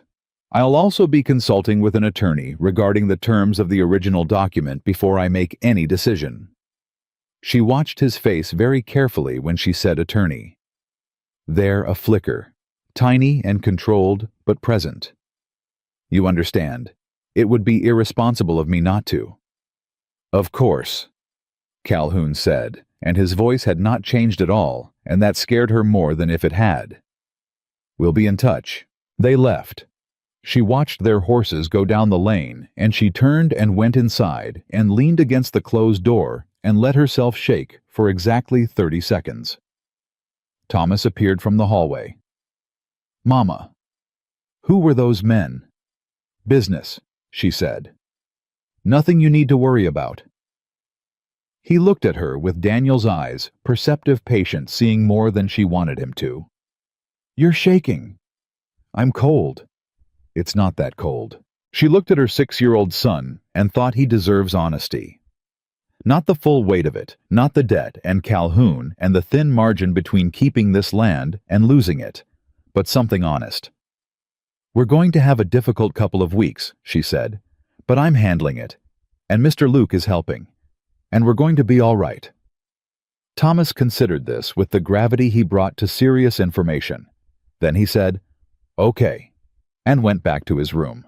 She stood in the kitchen and thought, I need to get word to Luke. She couldn't reach him. He was already riding somewhere between the homestead and Clearwater, and she had no way to intercept. She thought about riding into Millhaven, then decided against it. She didn't want Pruitt to see her in town. She didn't want to give Calhoun any information about her movements, so she waited. She worked. She mended shirts with hands that had to be forced to stay steady, and she turned over in her mind everything Calhoun had said. Every word, every pause, every small calculation in those restless eyes. He'd said 8 days, not 10. The payment date was still 10 days out, which meant Pruitt intended to call the note 2 days early, exactly the way he'd done in Montana, exactly the way Luke had predicted. She had 8 days, maybe less. That evening, Sam Fielding's son rode up the lane with the second batch of mending she'd delivered and an envelope in his hand. Pa asked me to bring this, he said, and turned back before she could ask him anything. Inside the envelope was $30. She stared at it, counted it twice. A note in Fielding's blunt handwriting said, Heard you're having a rough season. Consider the extra an advance on fall mending work. You'll earn it. No flourish, no sentiment. Just here is practical help. Here is a dignified reason for it, you'll earn it back. She sat down at the kitchen table with $30 in her hands and 11 more in the tin box, and she thought about Sam Fielding, who she'd negotiated horse terms with across a table, who'd looked at her then with the respect of a man who recognized someone who knew their own worth. And she thought about how community worked quietly and without announcement in the spaces between all the public gossip and judgment. $41. She needed 60. 19 short. She was still sitting there when she heard the horse. Luke came through the door and stopped when he saw her face. What happened? She told him. All of it Calhoun at the porch. The 8-day timeline Fielding's envelope.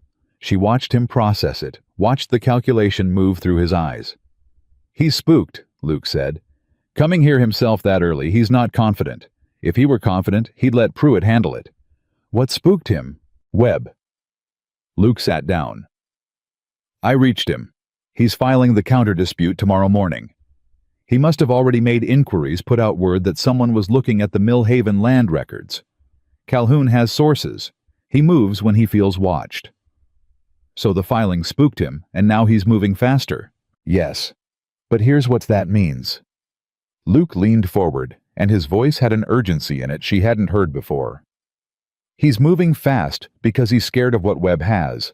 If the document was clean, if the debt was legitimate, he wouldn't care about attorneys. He'd wait out the timeline. He's here because he knows Webb can hurt him. She absorbed this. That's something. It's more than something. Webb filed the counter dispute this morning. I waited to make sure it was recorded before I left. Calhoun can't transfer this property without answering to that filing. Not legally. You said not legally. Yes.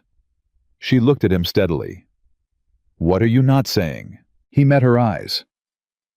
Calhoun has operated outside the law before. I told you about the fire in Montana.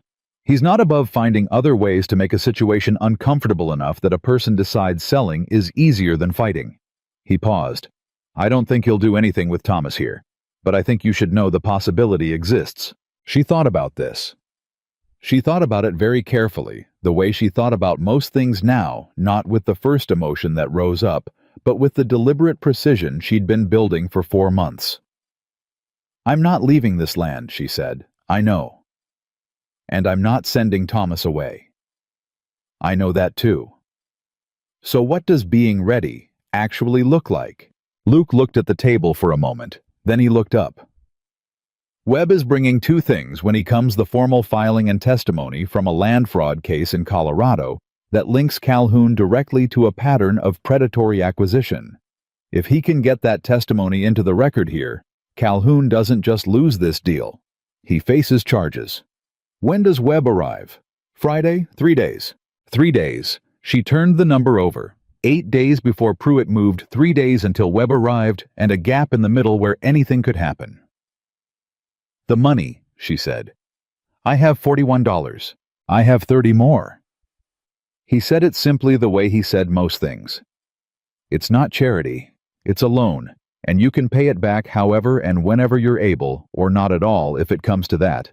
But if $60 is what settles this before it goes to court, then between what you have and what I have, you're covered. She stared at him.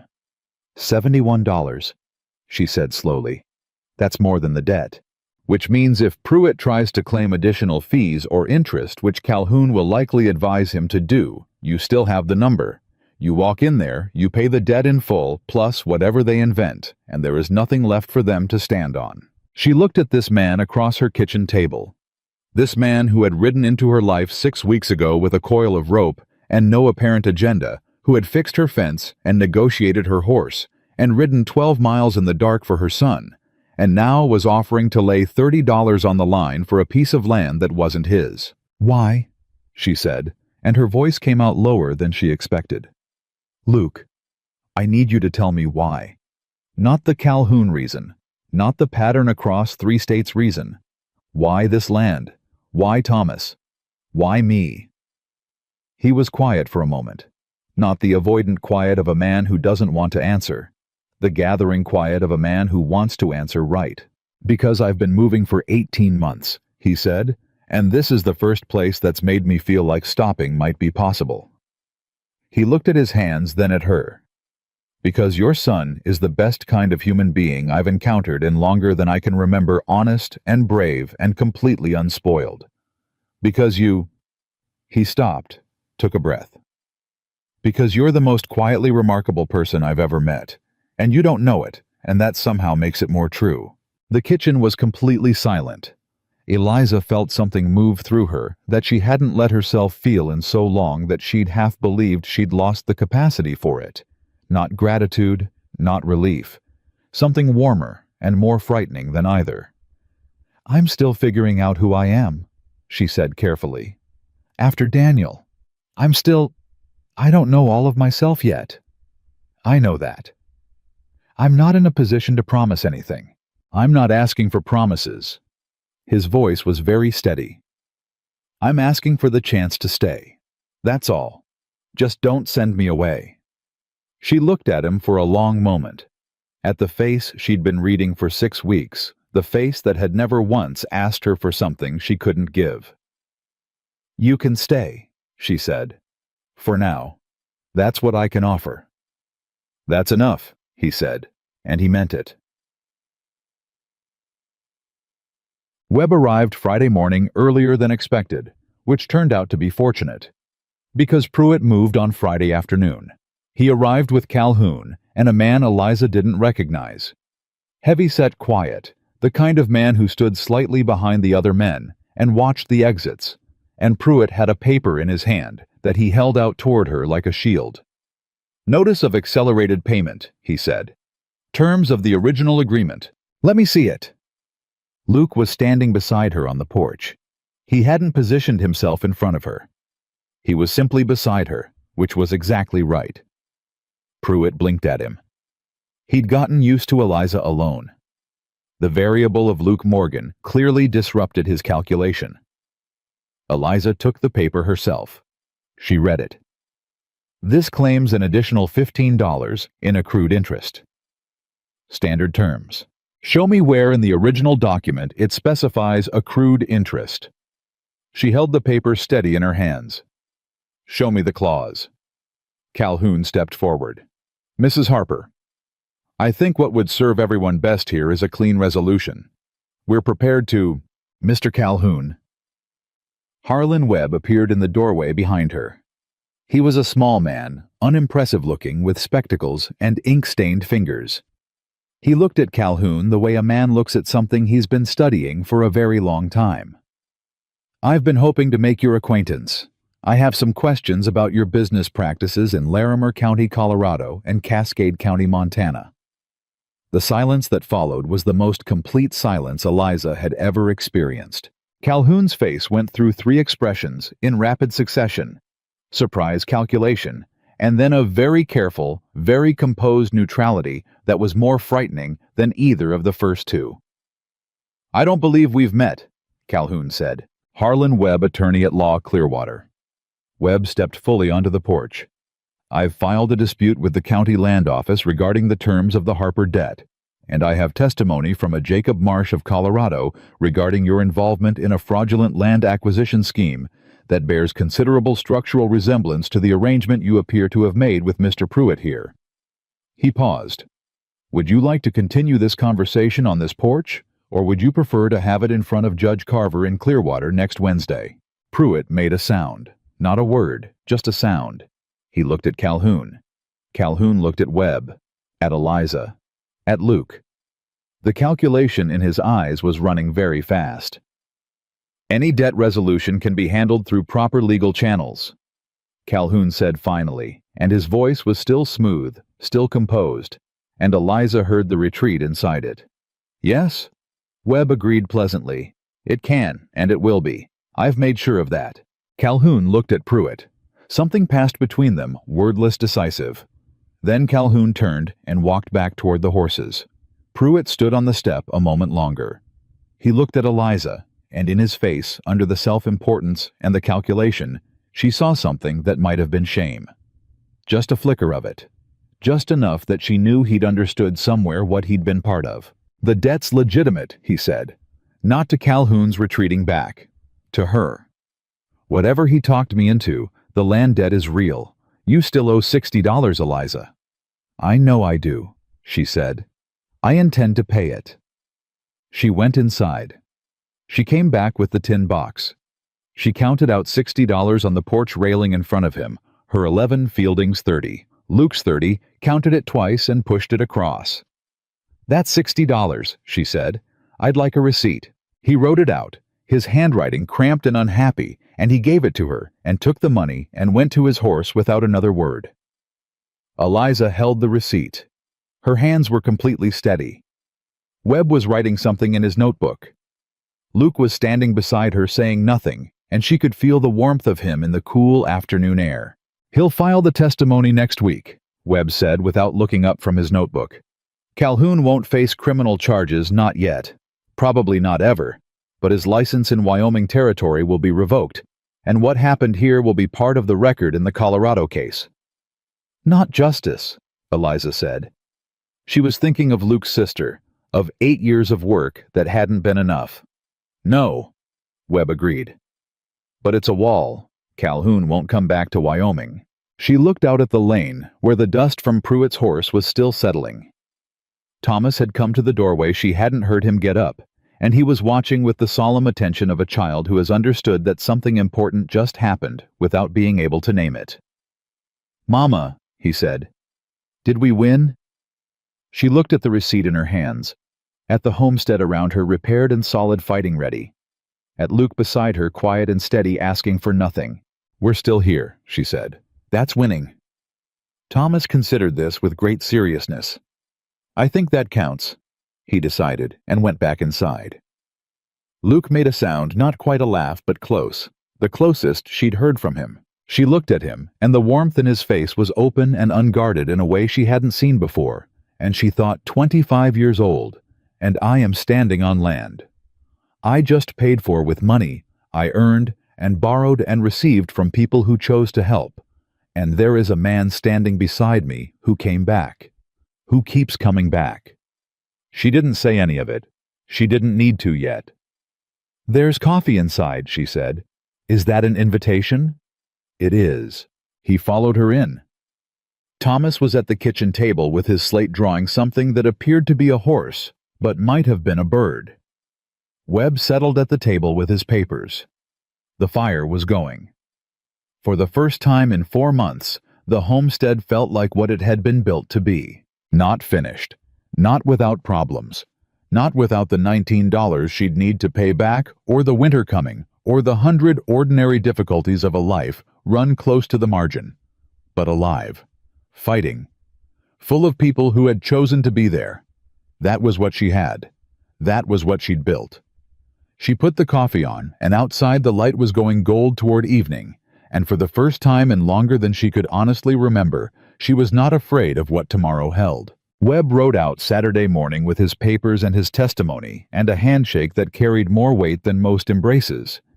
He told Eliza he'd be in touch when the Colorado case moved forward, that her document would be part of the record, that she should keep the receipt from Pruitt somewhere safe and permanent.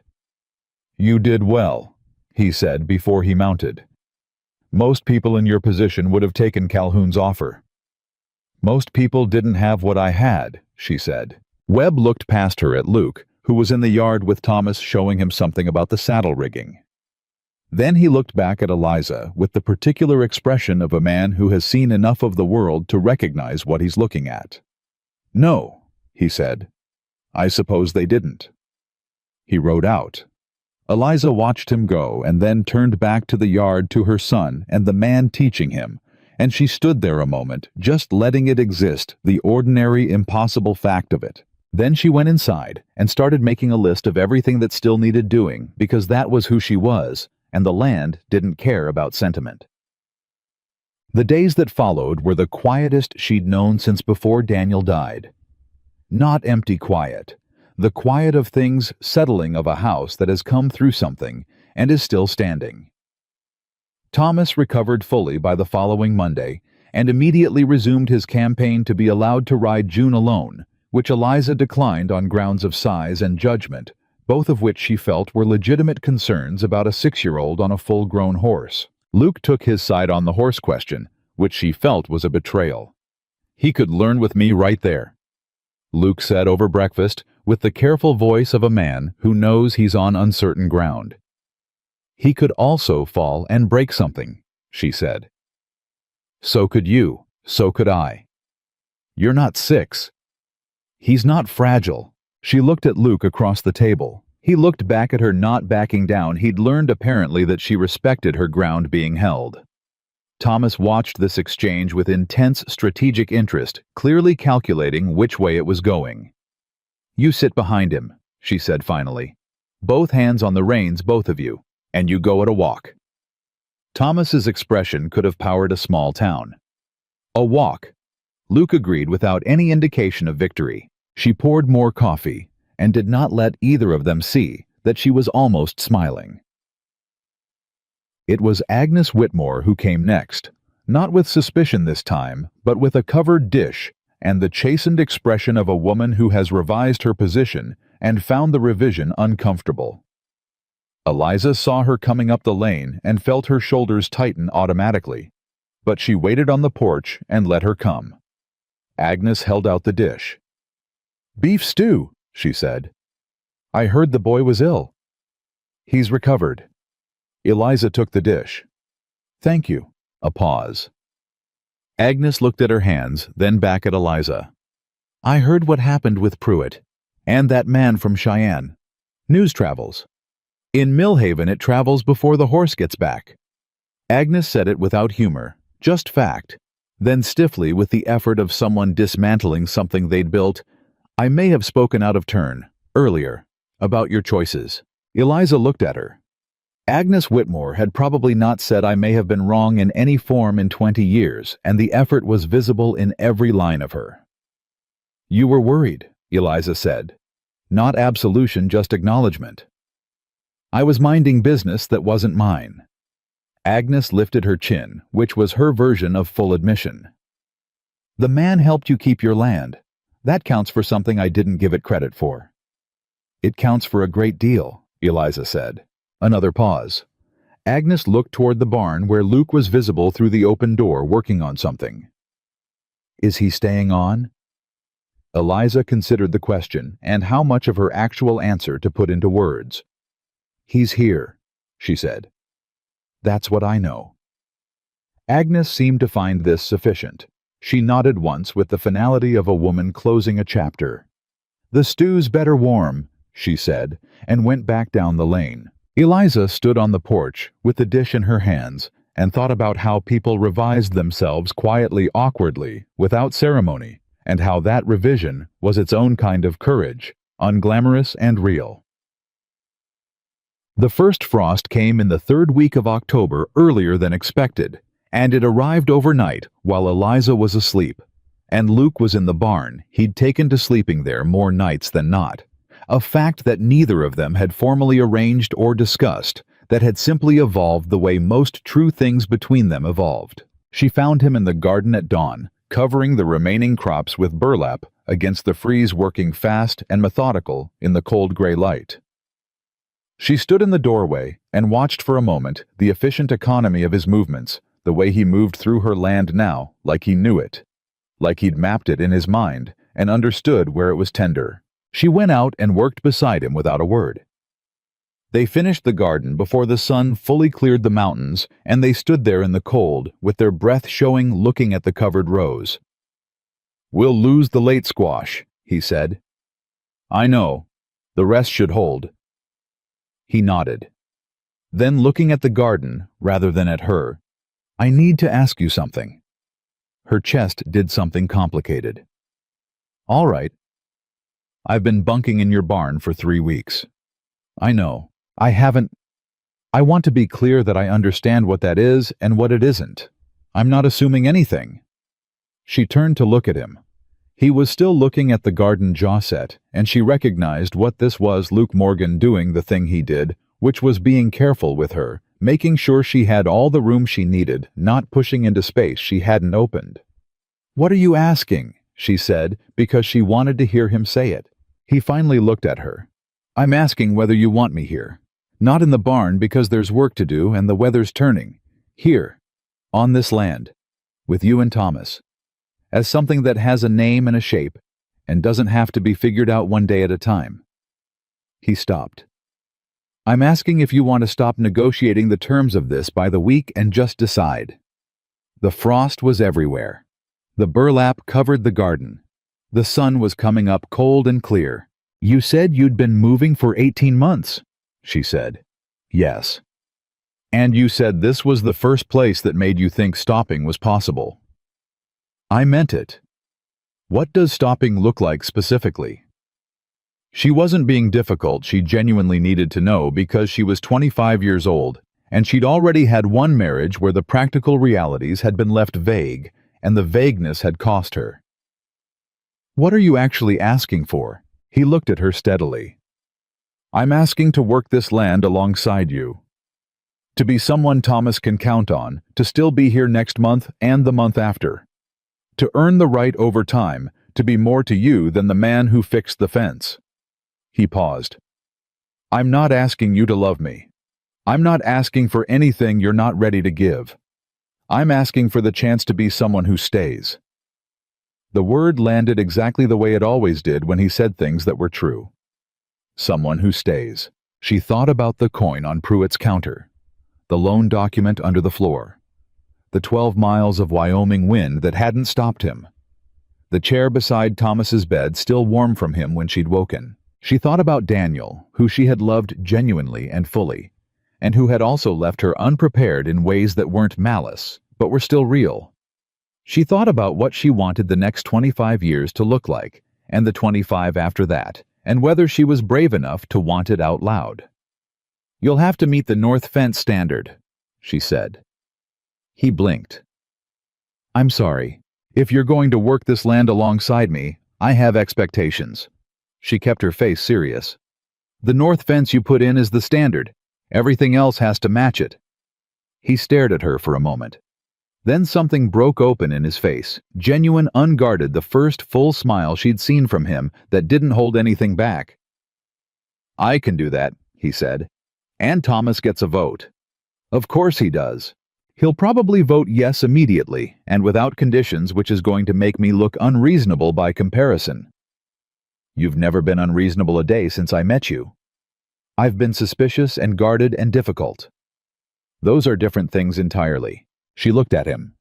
The sun was up now, real and cold and clear, and the frost was glittering on everything, and her land was covered, and her son was asleep inside, and she was standing in her own garden, with a man who had chosen her, not because she needed saving, not because she was convenient, but because she was worth choosing.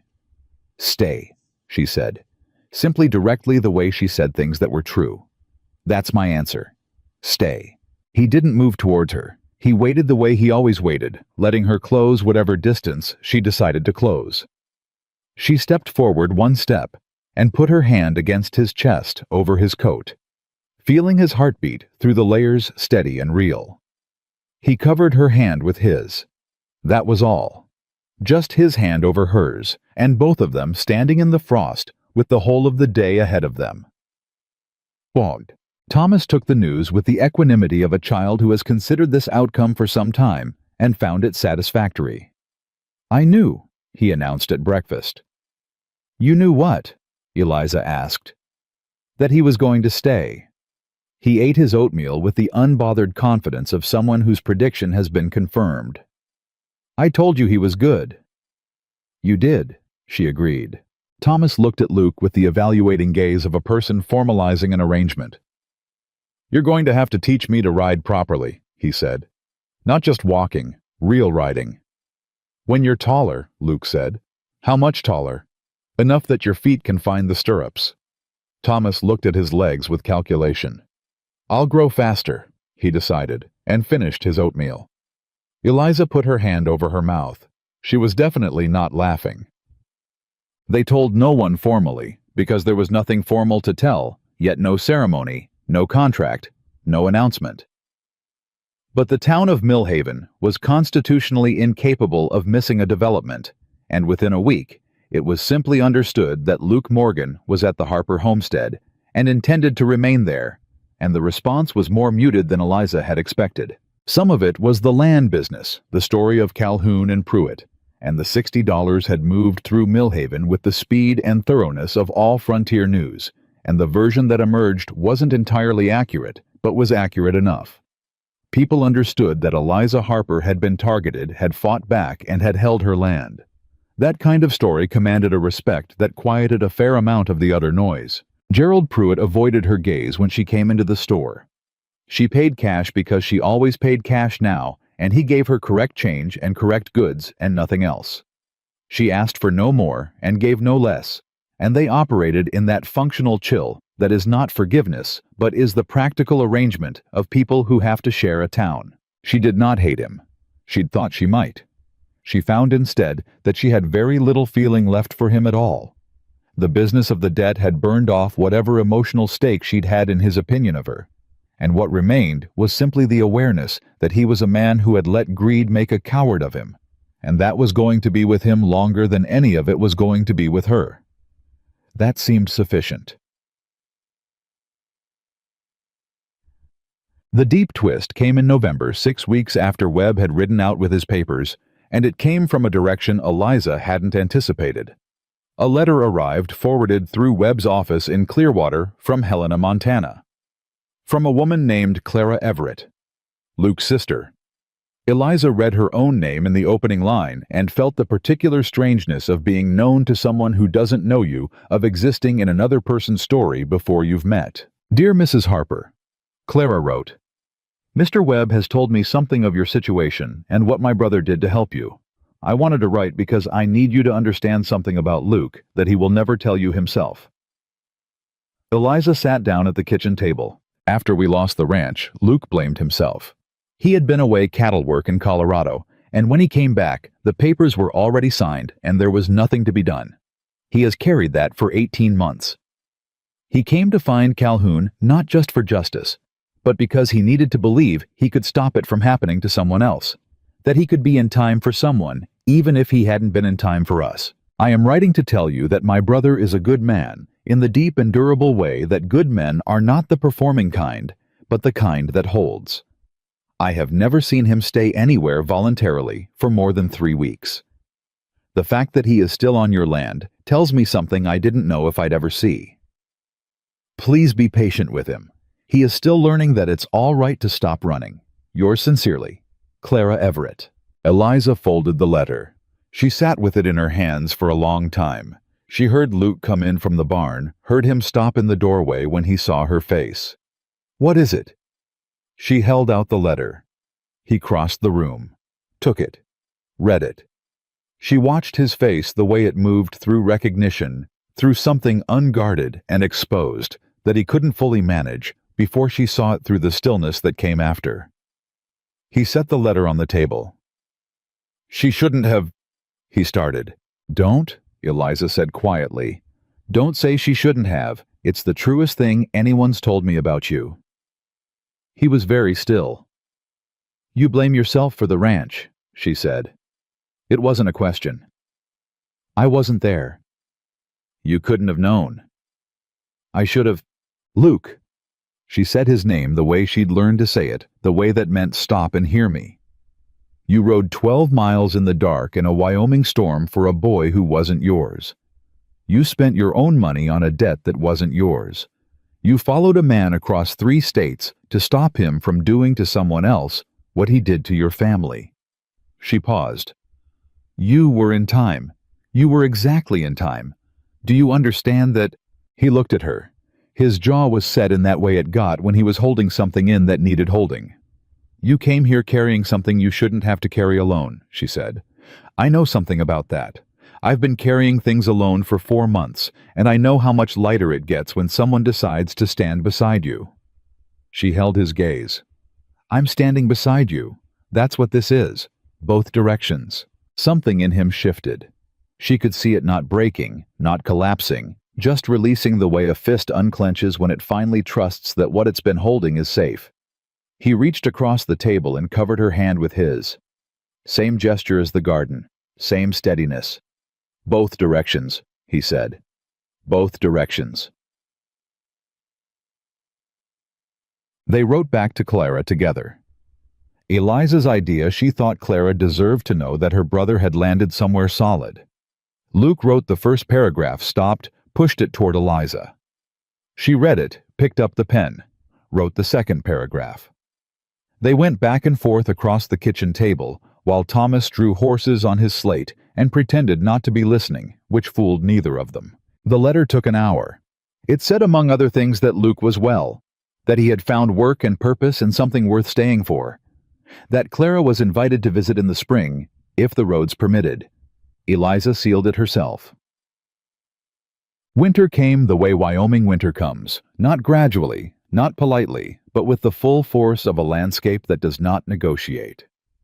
The first real snow arrived in late November and covered everything to the fence tops, and the days shortened down to a thin strip of gray light between dark and dark. The homestead held. Luke and Thomas had banked the walls with straw bales against the cold. Thomas helping with the absolute focused determination he brought to any task Luke assigned him, which was considerable. The livestock were in the barn. The garden was put to bed under its frost covering. The woodpile was the tallest Eliza had ever maintained, stacked against the wall with a precision that was entirely Luke's influence on her son's chaotic approach to stacking. They fell into a life. Not the performing of a life, the actual thing with its routines and its friction and its ordinary difficulty. There were days when the cold made the work brutal and the isolation made the walls close in. There were mornings when Eliza was sharp-tempered before the coffee was ready, and Luke had learned to simply hand her the cup and say nothing until she'd had it. There were evenings when Thomas was impossible stubborn, overtired, convinced that bedtime was a personal injustice, and Luke would sit with him through the argument without taking sides, just present, just steady, just there. Steady. There was one afternoon in December when she and Luke disagreed about the south pasture fence. She wanted to wait until spring. He thought the weak section needed addressing before the snow got heavier. They argued about it with genuine heat, neither of them yielding until Thomas wandered through the kitchen, looked at both of them, said, "Fix the fence, it's leaning," and continued on to his room. They looked at each other. "He's not wrong," Luke said. "Don't," she said, but she was already almost laughing. They fixed the fence, in the snow, together, which made it faster and colder and significantly louder, because Eliza had opinions about technique that she was not shy about expressing, and Luke had a way of listening to her opinions and then doing it his own way that she found both aggravating and deeply characteristic of who he was. The fence held. She told him it was her approach that made the difference. He said nothing in the particular, nothing that meant you might be right, and I'm not giving you the satisfaction of confirming it. She loved him for that. She realized it then, standing in the snow with a fence mallet in her hand and her nose running from the cold, not as a revelation, not as a dramatic understanding, but as a simple, quiet fact that had apparently been true for a while and was only now getting around to being acknowledged. She didn't say it that day. She held it first the way you hold something precious before you put it down somewhere permanent. She said it in January, not dramatically, not with preparation or ceremony. They were sitting by the fire after Thomas was in bed, the way they sat most evenings, now she, with her mending, he, with whatever he was carving or repairing, both of them in the particular comfortable quiet of people who have stopped needing to fill silence. She looked at him across the fire. He was working on a small carved horse, another one for Thomas more detailed than the first. "I love you," she said. Clean and direct, the way she said things that were true. He looked up, his hands stilled. "I've been meaning to say it for a while," she continued. "I kept waiting for the right moment, and then I realized I was waiting because I was still a little afraid, and I'm not afraid of it anymore." She looked at him steadily. "So, I love you. That's what I wanted to say." Luke set the carving down. He looked at her with those gray eyes that had been reading her honestly from the first day, that had never once looked at her with anything she had to protect herself from. "I have loved you," he said, "since the morning I found you on that porch with your spine straight and your coin in your hand and no intention of letting anyone see you shake." He said it plainly, the way he said all the things that mattered. "I didn't know what to do with it. I still don't entirely. But I know I'm not going anywhere." "Good," she said, "because I'd argue about it." "I know you would." She went back to her mending. He went back to the horse.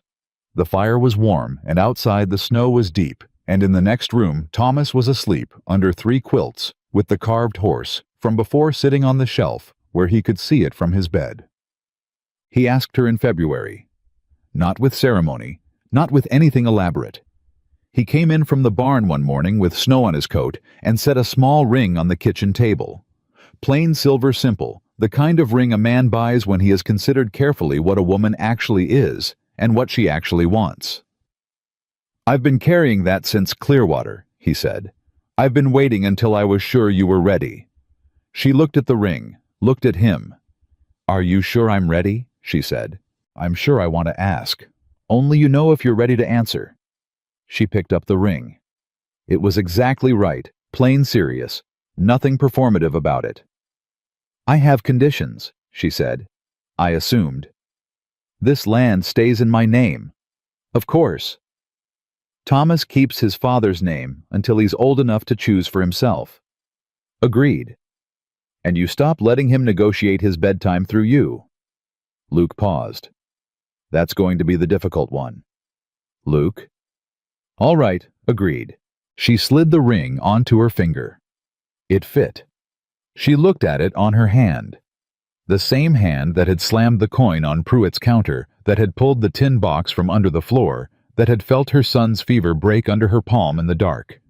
"Yes," she said, "that's my answer."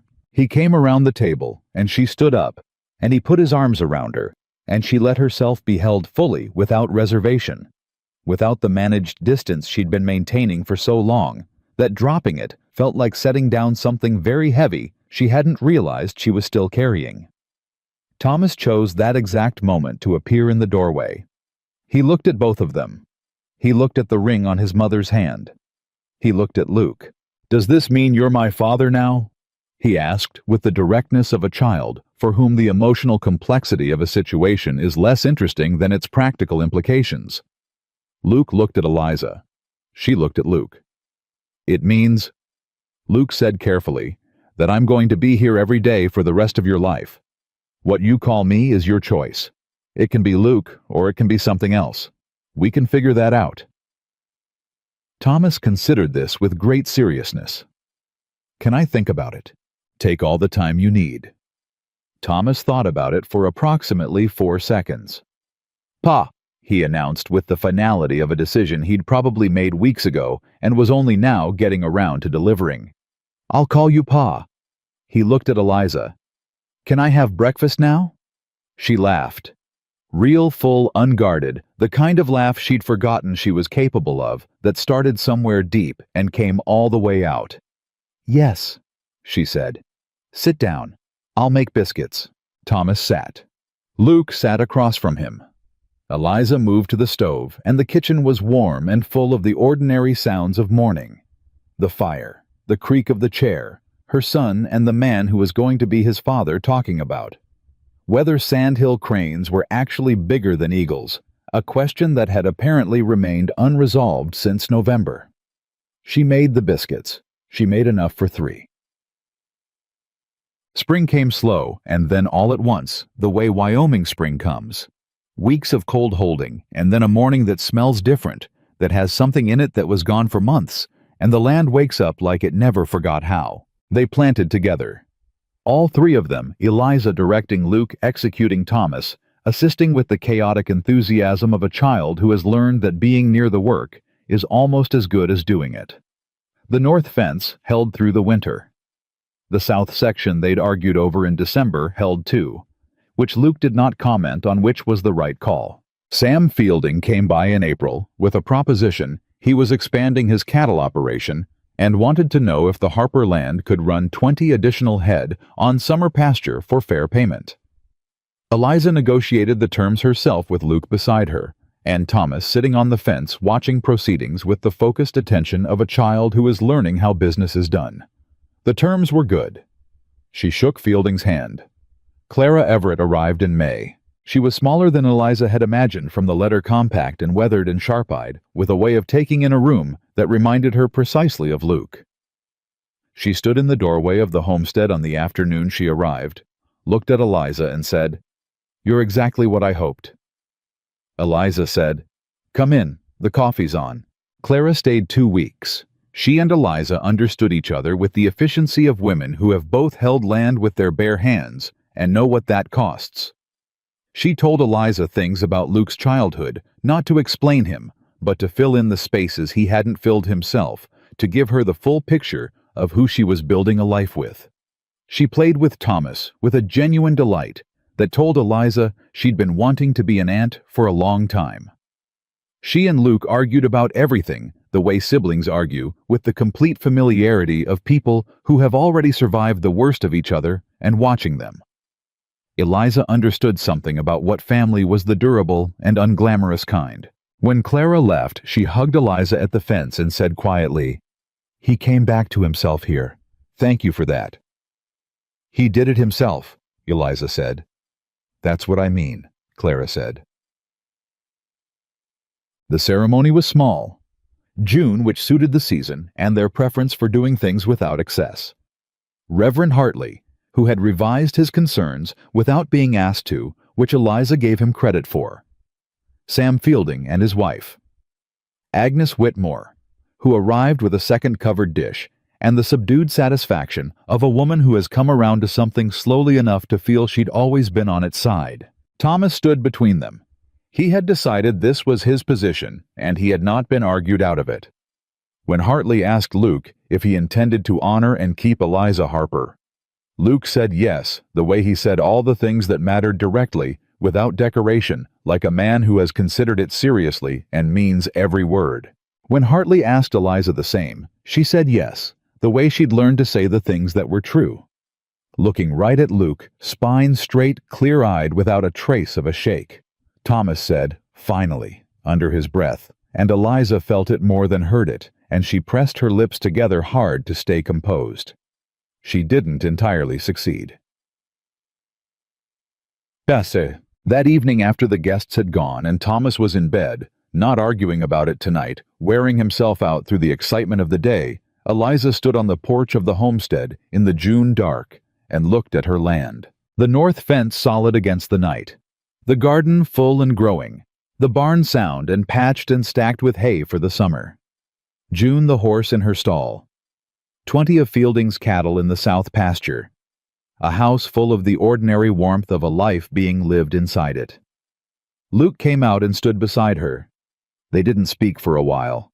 The stars were enormous out here. That was one of the things she'd always loved about this land, how big the sky was, how clear. "What are you thinking?" he asked. She thought about the coin on Pruitt's counter, about the tin box under the floor, about a morning 5 months ago when she'd stood outside and thought, "I don't know if I can do this alone." She wasn't alone.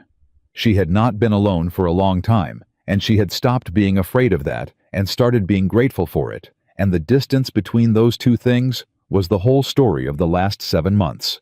"I'm thinking about what this took," she said. "All of it. Every piece of it." He nodded. "And I'm thinking it was worth it." She looked at him. "Every hard thing, every wall I had to come down, every day I almost told you not to come back." She paused. "I'm glad I didn't." "So am I," he said. She took his hand. They stood there together in the June dark on the land she had fought for and paid for and kept.